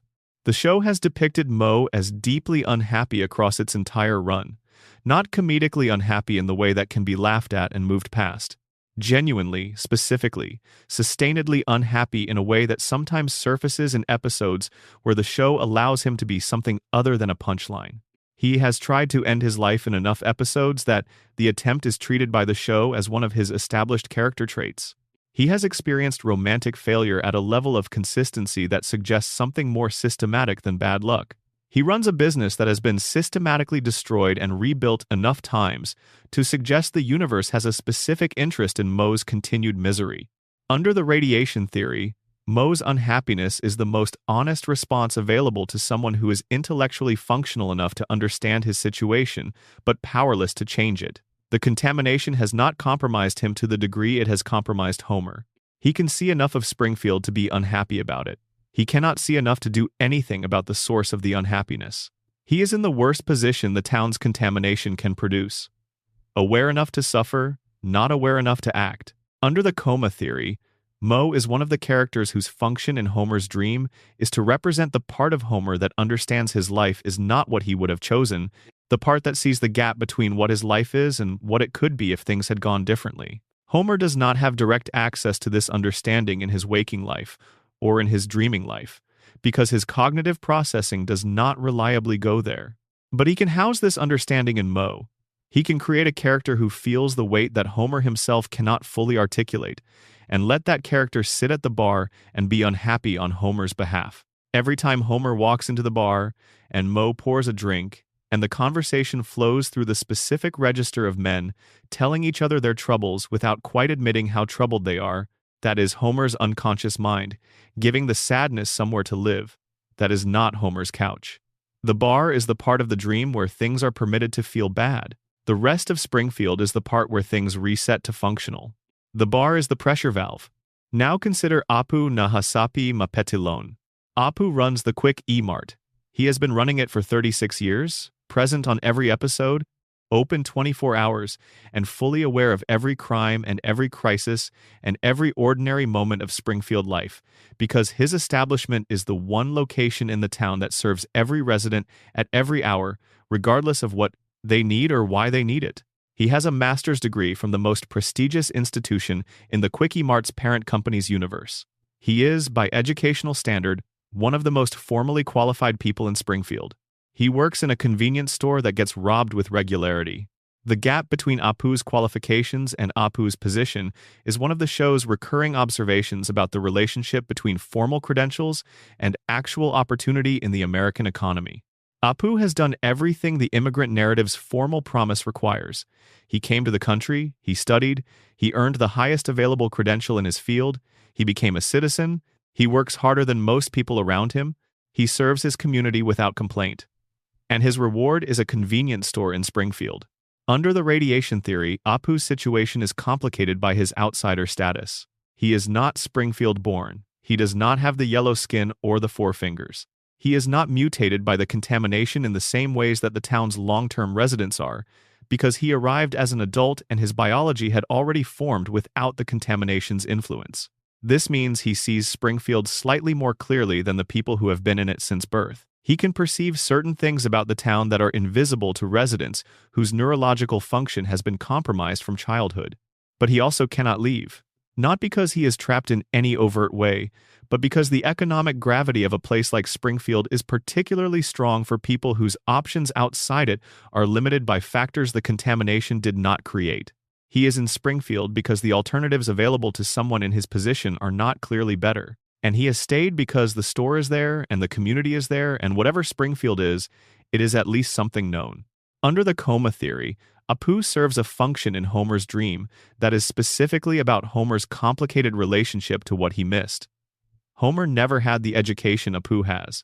Homer never had the drive or the discipline or the sustained effort. In the dream, Homer creates a character who has all of those things and then gives that character the life Homer has, working a job that does not match his potential, serving a community that does not fully see what he brings, finding meaning in the daily work of keeping something running even when the running itself is the entire reward. Apu is what Homer would be if Homer had worked harder and ended up in exactly the same place. The dream includes this character because Homer needs to know that the alternative is not as different as it looks from the outside. And then there is Principal Skinner, the real one. The one who walked into that auditorium and told the truth and was put on a train and sent away. The show never follows the real Skinner after his expulsion. We do not know where the train took him. We do not know how he spent the years after being removed from the life he returned to. We do not know if he found something else, another community, another identity, another way of being someone in the world after the one he was entitled to was taken from him again. The show leaves him on the train, disappearing from Springfield's frame, moving toward an off-screen existence that the narrative has no interest in depicting, because the narrative is Springfield's narrative, and Springfield has already voted on what the real Skinner means and what he is allowed to mean. He is the show's most complete depiction of what happens to truth in a system organized around the maintenance of comfortable fictions. Truth arrives. Truth proves itself. Truth is acknowledged, formally and publicly, to be true. And then truth is placed on a train and sent somewhere. The system does not have to look at it anymore. Because the system is not organized around truth. The system is organized around function. And function, in Springfield, requires the comfortable version of events to remain undisturbed. The real Skinner is somewhere on a train. The comfortable version of Skinner is still in Springfield School, still correcting students, still calling the mother he was given rather than the mother he was owed, still living inside an identity that was borrowed from him 20 years before he reclaimed it, and then borrowed again the moment reclaiming it proved inconvenient. That is the show's deepest statement about the kind of place Springfield is. Not the nuclear plant, not Burns, not the floating timeline or the yellow skin or the impossible healing rate. The real Skinner on a train, moving away from the life that was his by right, because the town he came home to needed the lie more than it needed the man. Number. What the couch gag actually means. Every episode of The Simpsons begins the same way. The family races home from their separate activities across Springfield. They converge on the couch.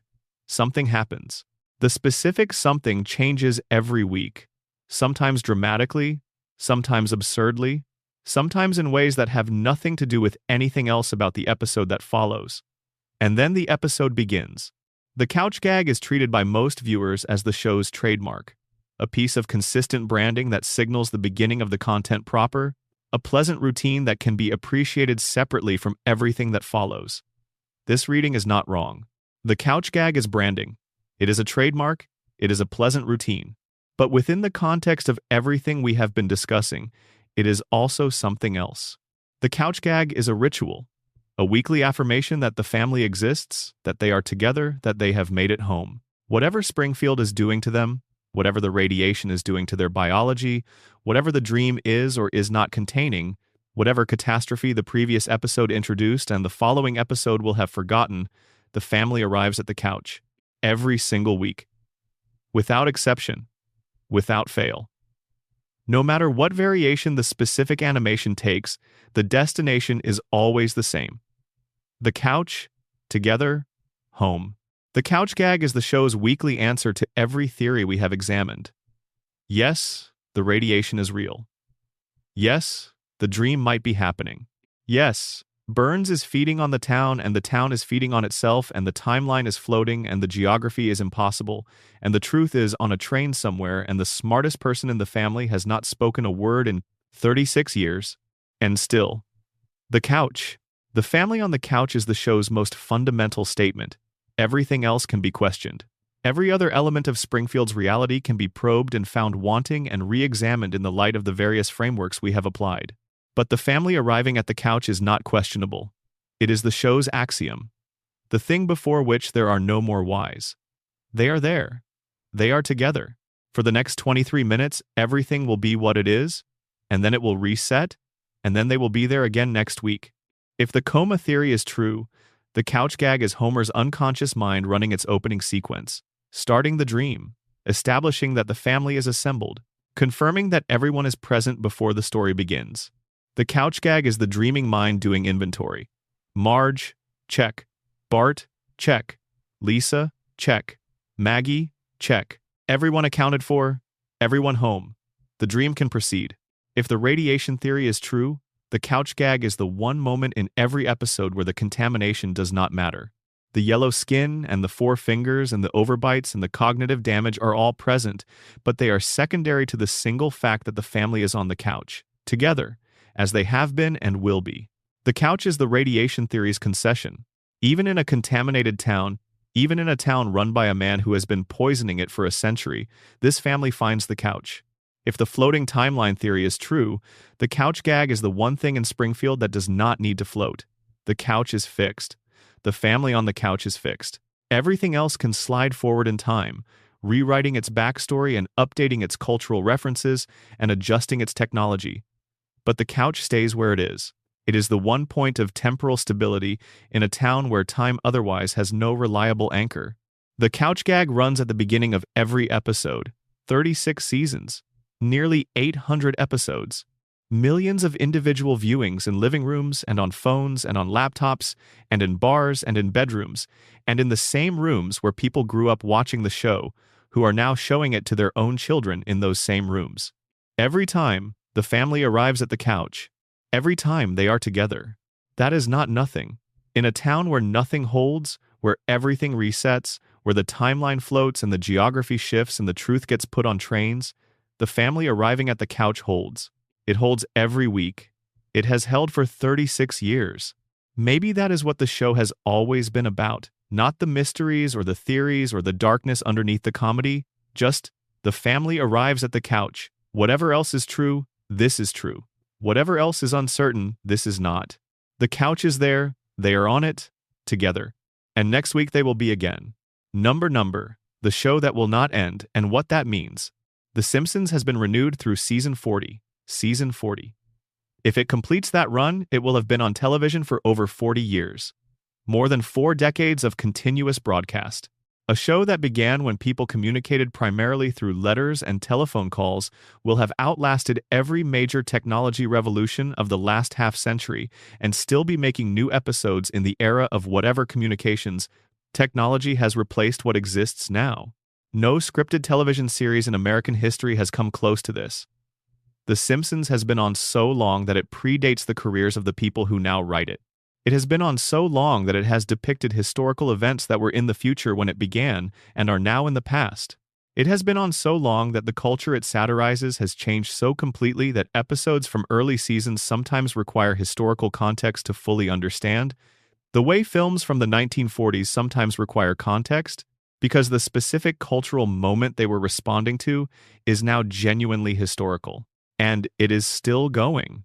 The persistence of the show is itself something that deserves the kind of examination we have been applying to its content. Why is it still going? Not in the practical sense, because the practical answer is that it still generates sufficient revenue to justify the cost of production, and Fox still has the rights and the renewal and so on. That is the business answer. The cultural answer is more interesting. The cultural answer is that something about The Simpsons has proven necessary in a way that goes beyond entertainment. Not just beloved or popular or fondly remembered, but genuinely necessary. A thing that people need to have available in the way they need certain other fixed points of their cultural landscape to remain available. The way certain buildings in certain cities are not just buildings, but are the things that make the skyline recognizable and therefore make the city navigable. Remove them and the city is still there, but something fundamental about orientation is lost. The Simpsons is one of those orientation points for American culture. Remove it and the culture is still there, but something that has been helping people locate themselves within it for 40 years is suddenly absent. And the absence would be noticed, it would be felt. Not because the show is still producing it, we know its best work, because it is not, and the people who love it know it is not. But because the best work is not the point anymore, the point is continuity. The point is the show still being there, the couch still being there, Homer still finding his way home. In the radiation theory, the show that will not end is the plant that will not stop. The same force that mutated the town and compromised the cognition and cracked the cooling towers without consequence is the force that keeps the show in production. Burns's monopoly on Springfield's electricity is the show's monopoly on a certain kind of American cultural nostalgia. You can complain about the quality of the electricity. You can know it is not what it should be. But you are still plugged into it. You are still using it, because the alternative, cutting yourself off from the grid entirely, requires resources and tolerance for discomfort that most people do not have available for what is, after all, just a television show. In the coma theory, the show that will not end is Homer refusing to let go. His brain has been running the dream for over 30 years. It is damaged by the coma, by the 5% that was acknowledged, and whatever additional degradation has accumulated since. But it has not stopped. The show's renewal to season 40 is the show's acknowledgement that Homer is not giving up. He is not waking up and he is not letting go. The dream continues. The family stays on the couch. The timeline floats forward and the stories get stranger and the celebrity guests keep showing up in a town that should be a small city in a state nobody can agree on. And none of it stops because the man dreaming it will not stop. Because stopping means something he cannot accept. Because stopping means finding out what is on the other side of the dream. And whatever is on the other side of the dream, it is not the couch. It is not Marge. It is not the kids. It is not the beer in the fridge, or the tire fire visible from the front window, or the sound of Ned calling from next door, or the specific, particular, ordinary, extraordinary life of Homer J. Simpson on Evergreen Terrace in Springfield in the state that nobody can name in the country that the show has been reflecting back to itself for 40 years. Whatever is on the other side of the dream is the real world. And the real world does not have a reset button. It does not have a couch gag. It does not have a show that has been going for 40 years and is going to keep going, week after week, with the family intact and the town unchanging and the love at the center of it holding. The real world just has what has happened in it while Homer was not there to see. And Homer is not ready for that. He may never be ready for that. So the dream continues. Season 37, Season 38, Season 39, Season 40. And the family on the couch keeps being there. Every week. Without fail. Because that is what love does, in the end. It keeps being there. It keeps running the opening sequence. It keeps doing the inventory and confirming that everyone is present and proceeding with the story regardless of how strange the story has become, or how far it has departed from the original plan, or how many people outside the dream have moved on to other things. Love keeps doing the couch gag. It always will. Number. The language Springfield gave America. There is a dimension of The Simpsons' cultural impact that does not fit neatly into any of the theories we have examined, but that illuminates something important about why the show's relationship to American life is unlike anything else in television history. The Simpsons gave America a vocabulary. Not metaphorically, literally. Words and phrases that originated in the writer's room in the early 1990s are now used by people who have never seen the episodes they came from, people who absorbed them from the culture without tracing them to their source, people for whom the phrases have become so integrated into everyday speech that they no longer feel like references to anything. They just feel like the way things are said. Doe. The frustrated syllable Homer produces when something goes wrong. It was added to the Oxford English Dictionary in 2001, which is the dictionary's way of saying, this word is now real. It exists in the language. People use it. It means what it means, and the show is where it came from. You can now make a sound that Homer Simpson makes, and have it be a legitimate English word used by people who have no particular relationship to the show. Embiggen, a word the show coined in 1996 as part of Springfield's town motto, a perfectly cromulent word that means to make larger or more significant. Used initially as an obviously invented word, part of a joke about the kind of meaningless civic language that gets inscribed on public buildings, it has since been adopted by actual scientific literature. Actual peer-reviewed papers use the word embiggen to describe actual phenomena. The show made up a word as a joke, and the word joined the language. Cromulent, also coined in that same episode, meaning adequate or acceptable, it was invented specifically to be a word that sounds real without being real, the perfect fake word for a fake motto on a fake town seal. It, too, has entered actual usage. You can now describe something as cromulent in a professional context and be understood by people who will use the word back to you without either of you necessarily knowing it. Was invented by a television comedy writer for a joke about how towns make up words to sound more impressive. These are the visible examples. Underneath them is a larger phenomenon. The Simpsons shaped the grammar of American irony. It established, across the 1990s and into the 2000s, a specific register of self-aware, pop culture-saturated, emotionally genuine but comedically deflected humor that became the dominant mode of American comedy for a generation, and that you can still find in essentially everything from late-night television to internet culture to the specific way that certain generations tell jokes. The setup, the subversion, the emotional honesty dressed in absurdist language, the willingness to say something real through something that sounds like a joke. This is Simpsons grammar, and American comedy has been speaking it for 30 years. The radiation theory does not have much to say about this. The show's cultural influence is not easily mapped onto the contamination framework. But the coma theory has something interesting to offer. If the show is Homer's dream, and if the dream has been absorbed into American culture to the degree described above, then what has been absorbed is not just a television show. It is the specific dream of a specific person. The irony, the emotional honesty dressed as humor, the willingness to find the real feeling underneath the joke and let it exist without being too proud of itself. These are Homer's qualities. Or rather, they are the qualities of the version of Homer his dreaming mind produces. The version of Homer who is not just an incompetent buffoon, but is, underneath the incompetence, someone who feels things clearly and loves genuinely and understands more than he can express. America absorbed Homer's emotional grammar. Not his IQ, not his work ethic, not his relationship to authority or his diet or his management of a nuclear facility. His emotional grammar. The specific way he navigates the gap between what he feels and what he can say. The way love looks when it is expressed through strangling rather than tenderness. The way insight lands in the middle of a joke rather than in a serious statement because the joke is the only available container for the insight. America watched Homer process his life in a specific way and then started processing its own life in that same way. Not because anyone chose this consciously, because 36 years of one family's emotional language, broadcast into living rooms in every corner of the country, does things to the cultural bloodstream that are impossible to fully trace or fully measure but are very much real. Springfield gave America a vocabulary, and the vocabulary, once absorbed, became the lens through which a generation understood itself. The language came from a family in an impossible town that may or may not exist in reality, in a state that nobody can agree on a street that does not appear on any map, in a house where nobody ever ages, and every catastrophe is forgotten by the following week. And the language is still there, in things people say, in the way jokes are structured, in the specific emotional register of irony as sincerity that has become so natural it no longer reads as irony. It just reads as how things are. That is the prediction theory's most interesting implication. The show did not predict the future. The show became part of the cultural apparatus that produces the future. Its language became part of the language people use to think.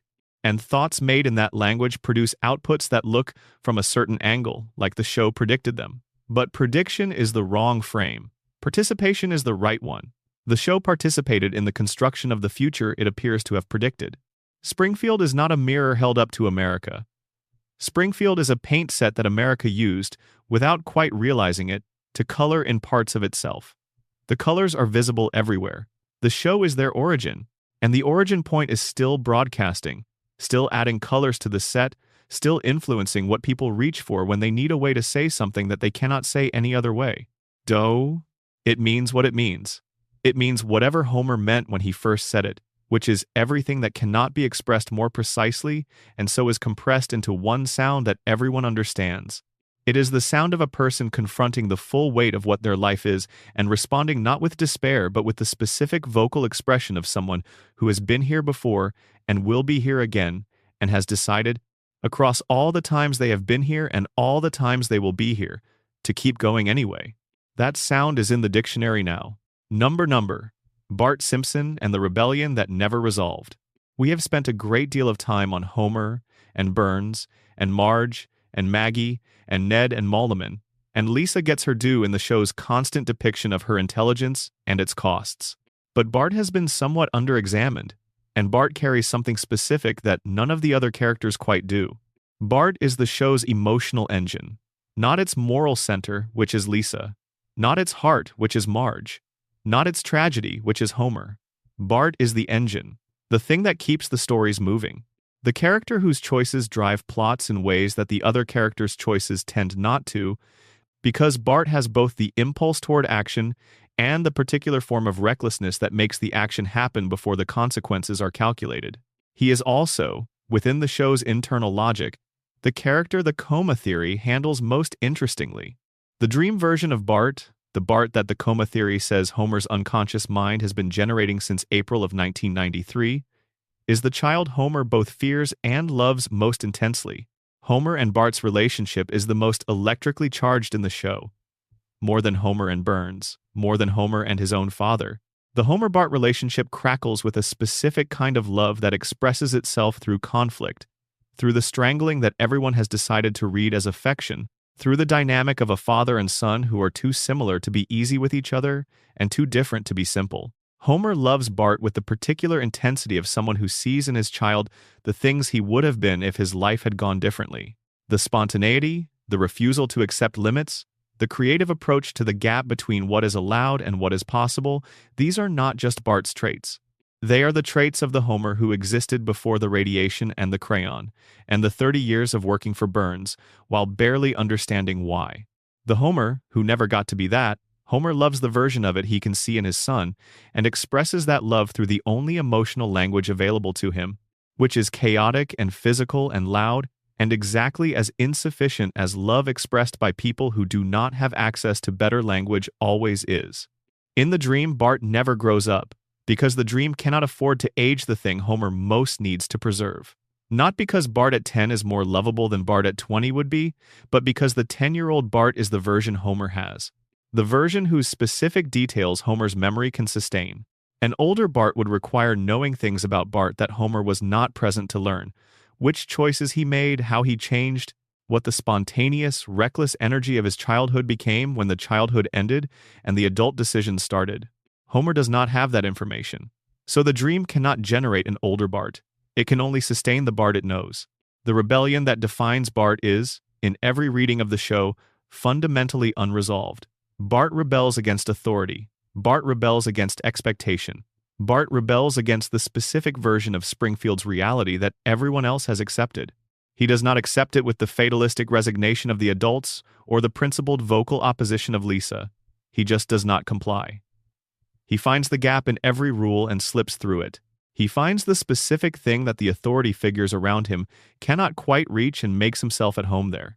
This is, within the radiation theory's framework, the healthiest response available to a person of Bart's age and position in Springfield. He is not cognitively compromised to the degree his father is, because he has not spent 3 decades sitting next to an active reactor. He is young enough that the contamination's effects have not fully settled. And his particular form of intelligence, which is practical and improvisational and oriented toward immediate action rather than systematic analysis, gives him tools that the contamination cannot easily compromise in the ways it compromises Homer's more deliberative faculties. Bart cannot change Springfield. He cannot challenge Burns or shut down the plant or address the structural causes of the town's dysfunction. But he can make the dysfunction less total in his own immediate experience by refusing to fully accept the reality the dysfunction has produced. His rebellion is not a plan, it is a practice. A daily practice of finding the space that the system has not quite closed and existing in that space with the energy of someone who has not yet fully given up on the possibility that the space is worth occupying. Under the coma theory, Bart's rebellion is the most emotionally charged element of Homer's dream, because it is the thing Homer most wishes he had done and most completely failed to do. The dream gives Homer a son who does what Homer never quite managed, refuses. Just flat refuses. Does not accept the expected response. Does not comply with what the situation demands. Finds the edge of the rule and goes there, not because he is noble or strategic or principled, but because the edge is more interesting than the middle, and Bart is fundamentally a person who goes where things are interesting. Homer never went there.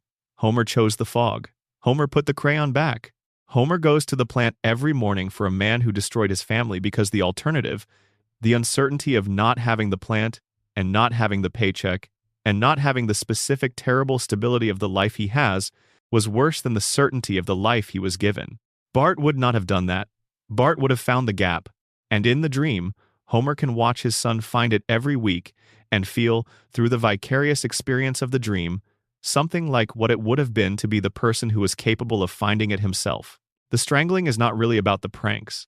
It is about the gap between them, between the father who chose the fog and the son who refuses to accept the fog as the only available atmosphere. The strangling is the gap being expressed as physical comedy because it cannot be expressed as anything else between two people who love each other but do not have the vocabulary for the specific thing they are feeling. Bart is 10 years old. He will always be 10 years old. He will always be in the gap, refusing, finding the edge, making the choice Homer did not make in a situation that is new every week and always fundamentally the same. And Homer will always follow him to the gap and grab him by the throat, and they will both laugh. Because this is how they say what they cannot say, and it is enough, because in the dream it is always enough, because the dream makes it enough, because the dream is the one place where love does not have to be articulate to be complete. Number Lisa and the cost of being right. Lisa Simpson is 8 years old. She has been 8 years old for 36 years. And in those 36 years, across every episode in which she has appeared, she has been right. Not always in the specific factual sense, though she is usually right in that sense too. But in the larger, structural sense, Lisa has been correct about what is happening in Springfield and what it means and what should be done about it, and Springfield has consistently declined to listen to her. She knows about the contamination, not in the specific theoretical form we have been discussing it, but she knows in the practical form that manifests as a principled and sustained opposition to everything the power plant represents. She has argued for environmental protection. She has challenged Burns. She has identified, in episode after episode, the causal relationships between Springfield's industrial operations and the suffering of the people and animals who live in its shadow. She has been right every time. And every time, the town has moved on without incorporating her insight into its behavior. This is the most sustained and specific cruelty the show inflicts. Not the deaths and the disasters and the catastrophes that reset between episodes. Those at least have the mercy of being forgotten. Lisa's rightness does not reset. She remembers being right. She remembers the last time she was right, and the time before that, and the time before that. She carries the accumulated record of having understood things clearly and having been unable to do anything with that understanding. She is 8 years old, and she is carrying the specific weight of someone who has been fighting the same battle for 36 years and has not won. The show has depicted this directly in its flash-forward episodes. In Lisa's Wedding, the episode that shows her as a 23-year-old engaged woman, the future Lisa is still fighting the same battles Lisa has always fought. She is smarter and more resourceful and more capable of the kind of strategic action that 8-year-old Lisa cannot quite manage. But she is still Lisa. She is still the person who sees clearly in a world that prefers comfortable blindness, who is right about things that people do not want to hear, who loves and is lonely, and is searching for the specific kind of connection that requires another person to be willing to see what she sees. The future the show imagines for Lisa is not triumphant. It is not the story of someone whose extraordinary intelligence finally finds the environment it deserves. It is the story of someone who remained extraordinary in an ordinary world and found a way to build a life there anyway, with the specific mixture of resignation and resilience that the show has always suggested is the most that Springfield can produce in someone like Lisa. Under the radiation theory, Lisa represents the possibility that the contamination's effects include some individuals who become more cognitively capable rather than less. The amplified intelligence, the heightened pattern recognition, the ability to see the systemic relationships that her parents and neighbors cannot see, these could be the upward version of the mutation that produced Homer's downward version. Same contamination, different expression. Homer lost processing capacity. Lisa gained it. And the gain is not a gift. It is an isolation. She can see things nobody around her can see, in a community that has collectively decided that seeing those things is more dangerous than not seeing them, and she is trapped with her clarity in a world that prefers the fog. The coma theory asks what Homer's dream does with a daughter as intelligent as Lisa, and the answer is that it cannot quite contain her. Homer's dream is built from what Homer understands and what Homer can imagine, and Homer cannot quite imagine what it is like to be Lisa because he has never been anything like Lisa. He gives her the saxophone because the saxophone is something he can picture. He gives her the intelligence because he knows it is there even if he cannot fully access it. He gives her the loneliness because some part of him, the part that is not too damaged to feel it, understands that being the smartest person in the room is its own kind of isolation. But the full picture of Lisa's inner life, the specific quality of her consciousness, the precise texture of what it is like to see clearly in a world built for comfortable blindness, that he cannot quite render. He loves her. The dream renders her as best it can, but she escapes the dream's full containment in the way that things we do not fully understand always escape our attempts to describe them. Lisa is the person who should be able to save Springfield. She has the intelligence, the knowledge, the sustained commitment, the moral clarity. She lacks only the power. She is 8 years old with no access to political or economic leverage in a town run by a 140-year-old billionaire whose money has corrupted every institution that might otherwise provide her with the tools she needs to do what she can see needs doing. And the show has never given her the power. It has shown her, across 36 seasons, developing and maintaining and applying her intelligence in every way available to someone without structural power in a rigged environment. It has shown her winning small victories and losing large ones, and persisting through both. It has shown her remaining, despite everything, the person who is still looking when everyone else has agreed to stop looking. That is the most important thing the show ever said about intelligence. Not that it is rewarded, or that it triumphs, or that it produces the outcomes that intelligence is supposed to produce according to the stories we tell about what intelligence is for, but that it persists.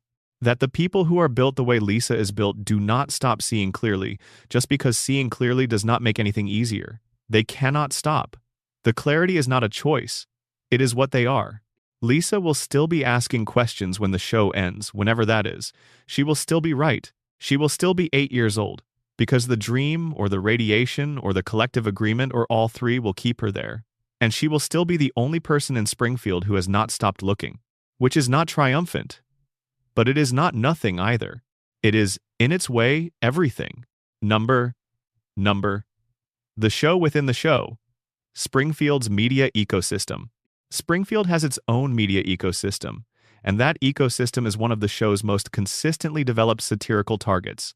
Channel 6 News, Krusty the Clown's long-running children's programming empire, the various tabloids and newspapers that the show depicts as Springfield's primary information infrastructure, the specific ways these media institutions function within the town tell you as much about Springfield's reality as anything we have examined, and they are almost never discussed in the context of the show's deeper theories. Kent Brockman is Springfield's primary news anchor. He has been delivering news to Springfield for 36 years from the same desk, with the same hair, and the same particular relationship to the truth, which is that the truth is interesting to him primarily as raw material for the narrative rather than as an end in itself. He is not dishonest in the blunt sense. He does not fabricate events. He simply organizes what he sees in the direction of the story he wants to tell, and the story he wants to tell is almost always the one that generates the most immediate emotional response from the people watching it. This is recognizable because it describes actual journalism, or at least a specific and common failure mode of actual journalism.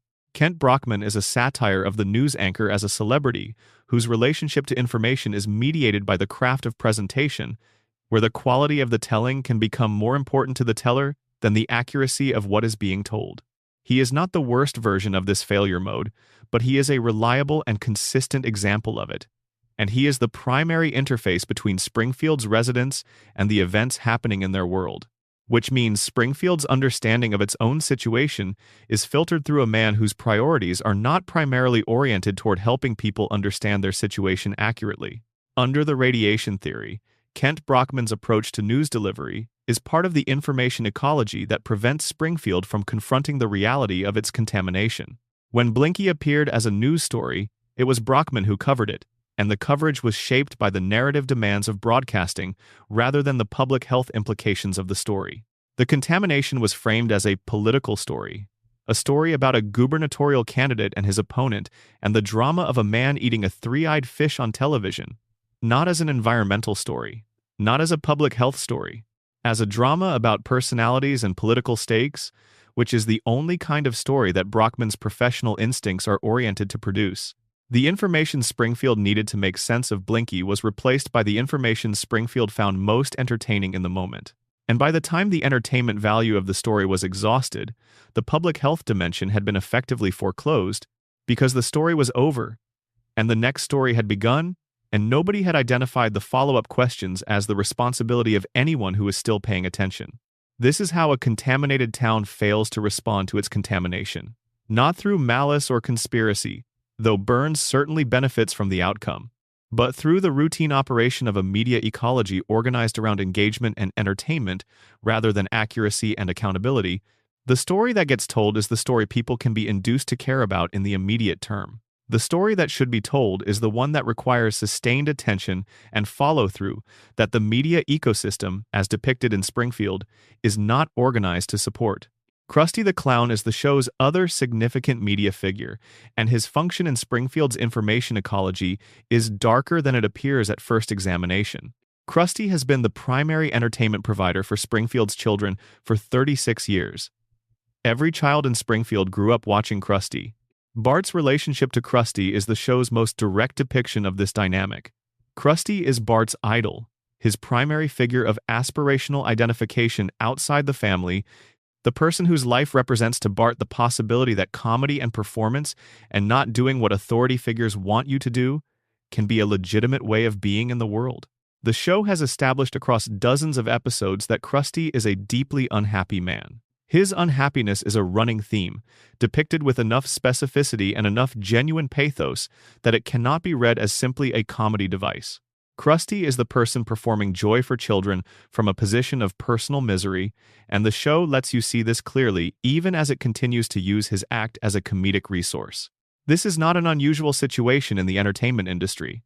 Performers who have built careers around producing happiness in others sometimes find that the production and the reception are separated from each other in ways that do not adequately address the producer's own experience. Krusty produces Krusty the Clown, which is a character distinct from Herschel Krustofsky, and the production of the character does not produce in Herschel the experiences the character produces in the children watching. But in Springfield specifically, the implications are weighted differently. If Springfield's children are being raised on the emotional content that Krusty provides, and if Krusty is modeling a relationship between public performance and private experience that systematically separates the two, then the children of Springfield are being acculturated to expect that the emotional content of their public life and the emotional content of their private life should be disconnected from each other. That the face you put on for the world does not need to have anything to do with what is happening underneath it. That is exactly the psychological arrangement Springfield requires to function. The town's collective denial is only possible if its residents have sufficient practice at the skill of maintaining a public face that does not reflect private reality.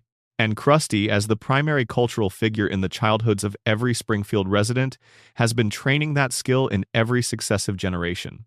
The show that prepares Springfield's children for Springfield's reality is a clown show produced by a deeply unhappy man. The emotional content of the entertainment and the emotional content of its production are completely disconnected from each other. The audience, watching the surface, sees the comedy. The producer, behind the performance, lives with something entirely different. Springfield watched that every day as children, and then it grew up and did exactly what it had been trained to do: put on the face, perform the contentment, and keep the other things somewhere that nobody looks. Number. What Burns actually wants.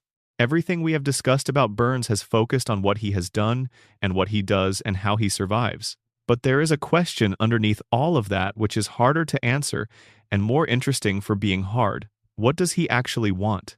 The show has given Burns many things: power, money, longevity, the satisfaction of strategic victory over adversaries who never quite have enough resources to defeat him, the specific pleasures of a man who has never been denied anything that money could provide and who has spent a very long time developing increasingly refined tastes for the things money can provide. He has his mansion, his art collection, his personal medical staff, his private army of lawyers and lobbyists, his firm hold on the economic infrastructure of a town full of people whose cognitive compromise guarantees they will never effectively challenge him.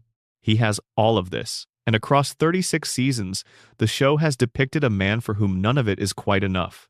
Not in the comedic sense of the villain who wants more for the sake of wanting more, in the more interesting sense of someone who can see, with the clarity that his extraordinary longevity and unusual intelligence provide, that the things he has accumulated are not actually what he was looking for. He wanted power. He has power. And power is not the thing that the wanting of power was actually about. He wanted control. He has control. And control is not the thing that the desire for control was actually trying to reach. There are moments in the show where Burns appears almost to notice this. Episodes where his scheming produces its intended outcome, and the outcome fails to produce the expected satisfaction. Episodes where the victory lands and the expression on Burns's face is not triumph but something quieter and more complicated, as though the defeat of the enemy has left a space that was supposed to be filled by winning but is not quite filled by winning. The radiation theory suggests that Burns's fundamental experience of his own life has been so altered by a century of managed radiation exposure that the normal emotional range available to human beings is not fully accessible to him. The treatments keep him alive, but they also keep him at a remove from certain experiences. He can plan, he can strategize, he can execute, he can experience the specific satisfaction of a well-executed scheme. But the deeper satisfactions, the ones that do not require a plan, that arrive unbidden from ordinary human connection and ordinary human experience, those may have been among the things that his century of managed existence has taken from him. In which case, what Burns is looking for and cannot find is not more power or more money or more life. It is the simpler thing. The thing that Homer has in his dream and that Ned has in his faith and that Marge has in her family and that Lisa has in her clarity and that Maggie has behind her silence. The thing that does not have to be managed. Burns has spent 140 years managing everything.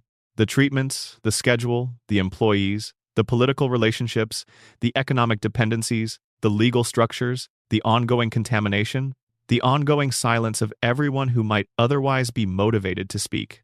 Everything in Burns's life is a managed system.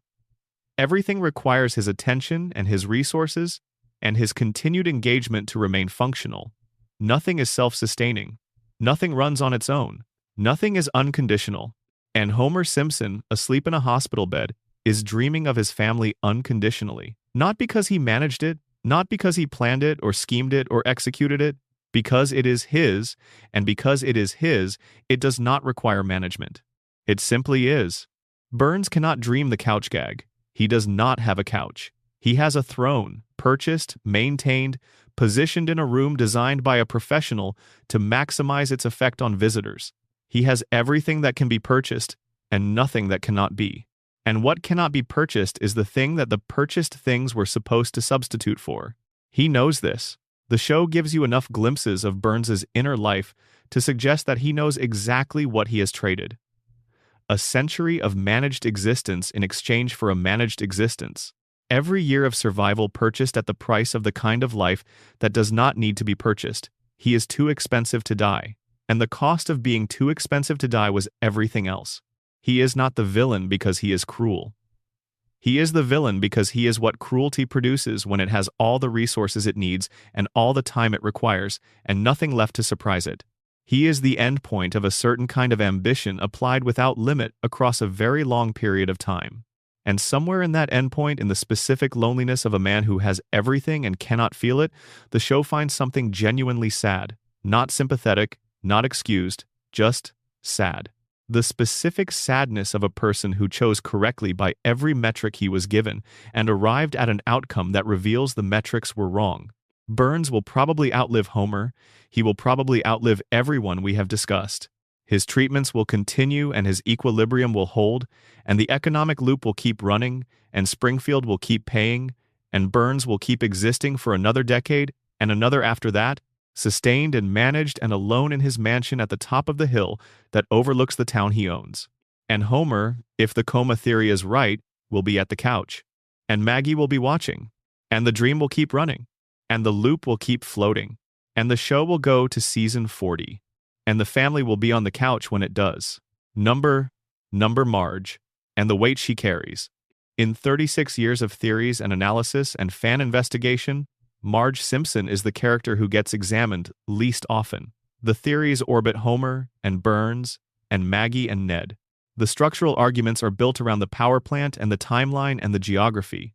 Marge tends to appear in these discussions as a context for Homer's story rather than as a subject of her own.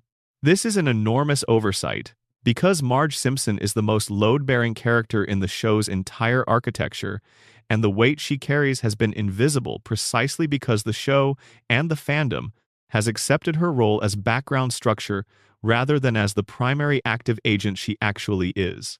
Think carefully about what Marge does across 36 seasons. She holds the family together. That description sounds passive, but it is not. Holding the Simpson family together is one of the most difficult active projects depicted in the show, requiring sustained effort, ongoing emotional labor, constant course correction, and the specific kind of intelligence that does not look like intelligence from the outside because it is deployed invisibly. The family does not hold together because of luck or inertia. It holds together because Marge is working on it, continuously, without adequate recognition or support, or the sense that anyone else fully understands the scale of what she is managing. Homer has the personality of someone who generates crises at a rate that exceeds most household management systems' capacity to absorb. Bart generates crises at a different frequency and with different textures, but with equal regularity. Lisa's crises are of the existential variety, which are in some ways harder to address because they do not have practical solutions. Maggie requires the specific attention that infants require, compounded by the unusual qualities that make Maggie specifically more demanding than a standard one-year-old, even as she is also more independently capable than a standard one-year-old. Marge manages all of this, simultaneously, without the kind of support structure that would make it manageable, without adequate financial resources, without a partner who can consistently function as a partner rather than as an additional dependent whose needs must be anticipated and accommodated, without recognition from the broader community that what she is doing is extraordinary rather than ordinary. Under the radiation theory, Marge's situation acquires an additional dimension that the show only partially addresses. Marge was employed at the power plant. She was physically present in the facility. She was exposed to the same violations and the same ongoing leaks and the same ambient radiation that has been altering the biology and the cognition of every person who has spent significant time in the plant's vicinity. If the radiation is doing what the theory proposes to everyone else in Springfield, it is doing the same thing to Marge. But Marge's specific cognitive profile, her emotional intelligence, her extraordinary capacity to manage multiple complex systems simultaneously, her ability to hold contradictory truths in mind without being paralyzed by the contradiction. These are not characteristics that straightforward cognitive impairment tends to produce. They require the kind of integrated, flexible, emotionally sophisticated processing that the radiation, if it is degrading cognitive function, should be compromising in her the way it has compromised it in Homer. Unless the radiation's effects are not uniform. Unless, like Maggie's amplified intelligence, Marge's particular cognitive strengths represent a version of the mutation that went in a specific direction rather than a generalized direction. Homer's mutation reduced his abstract reasoning and heightened his physical resilience. Maggie's amplified her abstract reasoning to extraordinary levels. Marge's may have specifically amplified the social and emotional intelligence, the management capacity, the ability to sustain complex relational systems under pressure, while leaving other cognitive functions less affected. In which case, Marge is not just holding the family together, she is doing it from a position of specific cognitive capacity that is itself a product of the same contamination that produced Homer's limitations. The plant made Homer less capable of managing his life. The plant made Marge more capable of managing Homer's life alongside her own and the family's and the households and everything else she carries. The radiation theory's most poignant implication is not what it did to Homer, it is what it did to Marge. Under the coma theory, Marge is the center of everything. If Homer is dreaming, the dream is organized around Marge in a way that is more fundamental than it is organized around anyone else, including himself. The couch gag puts her there. Every episode resolution puts her there. The dream's emotional logic always, without exception, returns to Marge. Not because the show could not construct stories that did not involve her, but because Homer's unconscious mind cannot construct a version of his life that does not include her in its center. She is not a character in the dream. She is the point of the dream. The reason the dream is running. Homer went into the coma holding onto one thing. The dream is what he held onto it with. And Marge does not know this, cannot know this. She is not in the hospital room reading Homer's unconscious mind.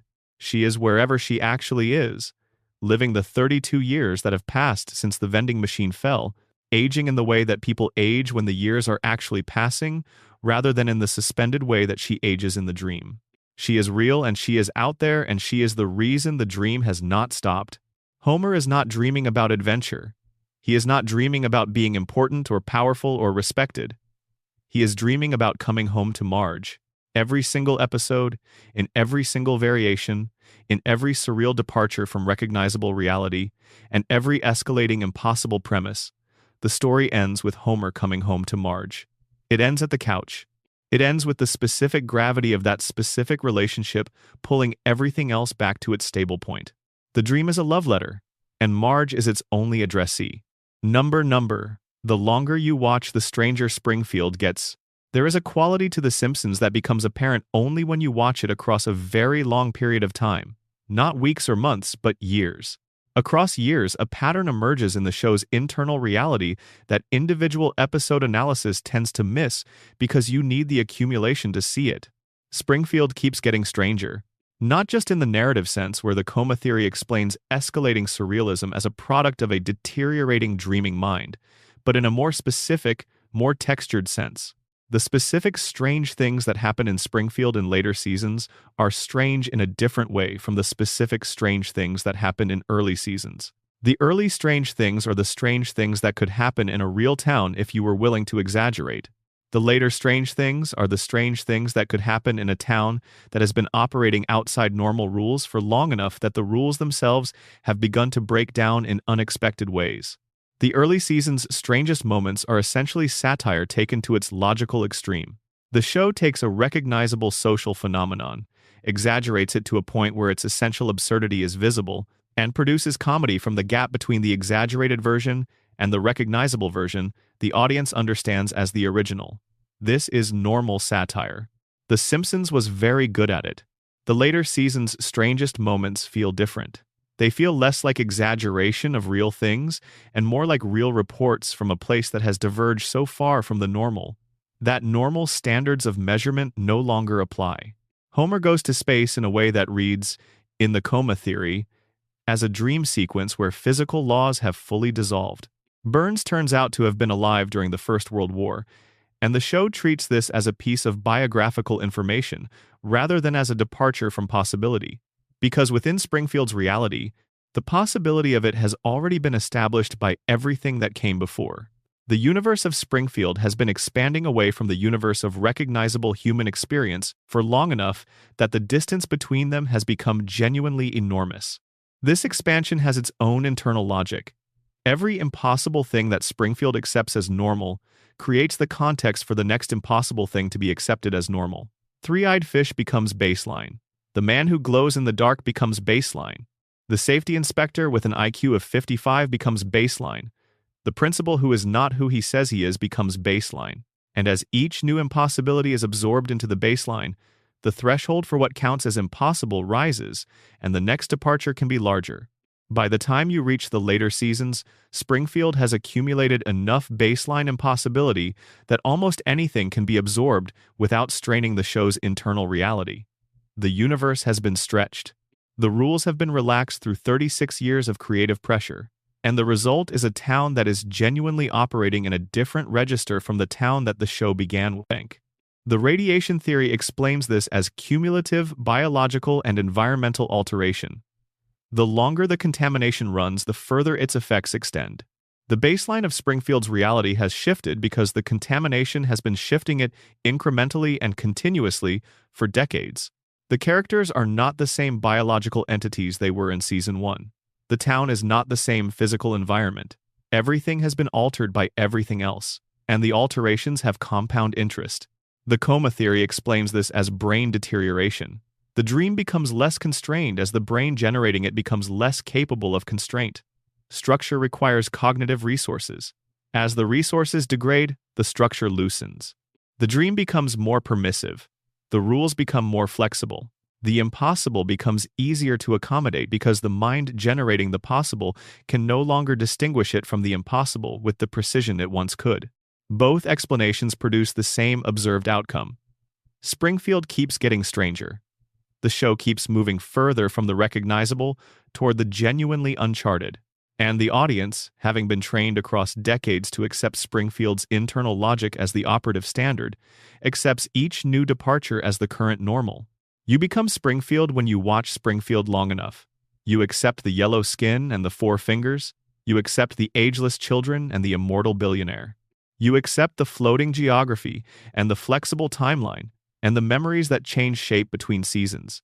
You stop measuring Springfield against external reality and start measuring it against its own accumulated baseline. And once you have made that shift, you cannot quite make it back. You can watch Springfield clearly after that, seeing the strangeness for what it is. But you cannot unsee the baseline Springfield trained you to accept. It is in you now, part of the lens. That is what 36 years of a show does to the people who watch it. It becomes part of the apparatus of seeing. Not just a show you watched, but a frame you look through.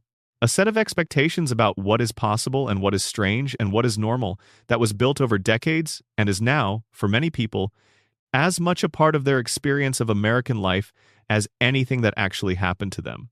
Springfield is in the water. The radiation theory, taken to its logical conclusion, suggests it always has been. Number. Springfield as a mirror we built and cannot put down. Every theory in this conversation has approached Springfield from a different angle. Every framework has illuminated something different about the same set of facts. The radiation theory looked at the biology and found contamination. The coma theory looked at the narrative structure and found a dream. The Burns immortality theory looked at the economics and found a closed loop. The principle and the Popper framework looked at the town's social behavior and found a vote to sustain a lie. The prediction theory looked at the show's relationship to real events and found a cultural feedback system. The Mona Simpson theory looked at the family's history and found a 3-generation conspiracy. The geographic analysis looked at where Springfield is and found it everywhere and nowhere. The floating timeline analysis looked at the passage of time and found a suspension that we enforced. Every one of these frameworks is different.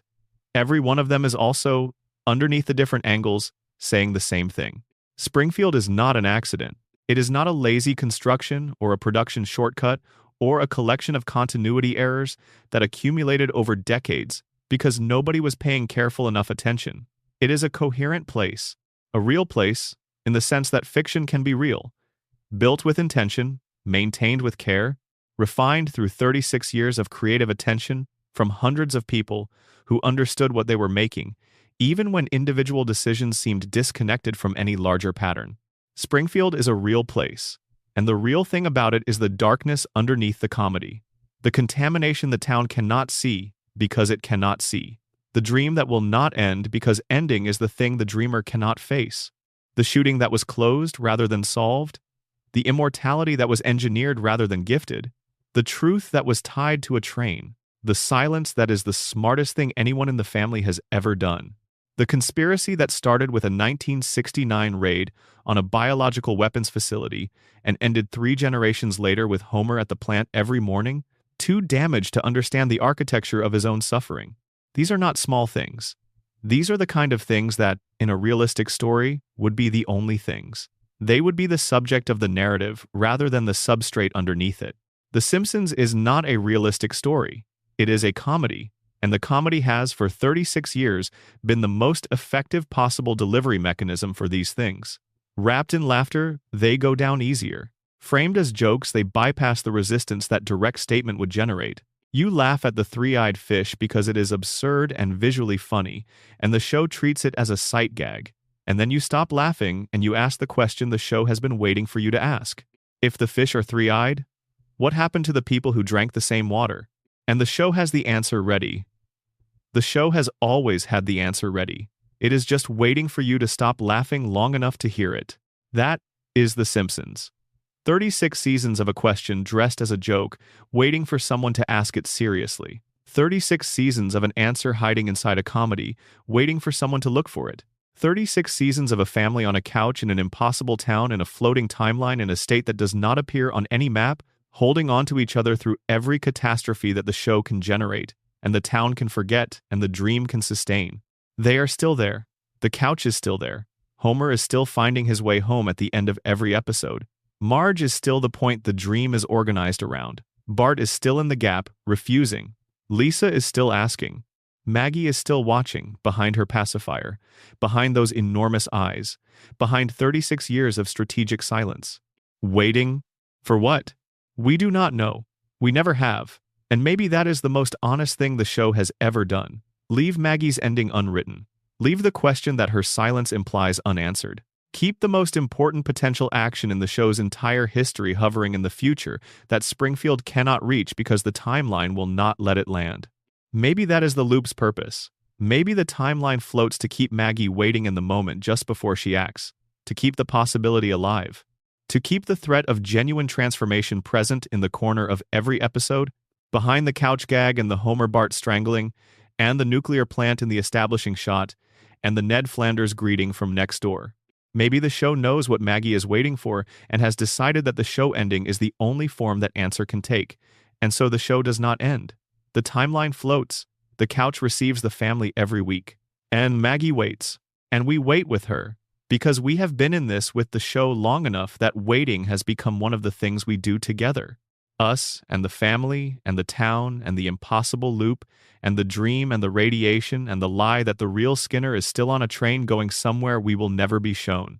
We wait, together, in Springfield, which is nowhere and everywhere, which is on the air and has always been on the air and will be on the air through season 40 and possibly beyond, which is the most analyzed and most theorized and most obsessively re-examined piece of American media in history and which, despite all of that analysis, has never quite given up its deepest secret. Which is not who shot Burns or how Burns is still alive, or what Homer's brain is doing in that hospital bed, or what Maggie's endgame is.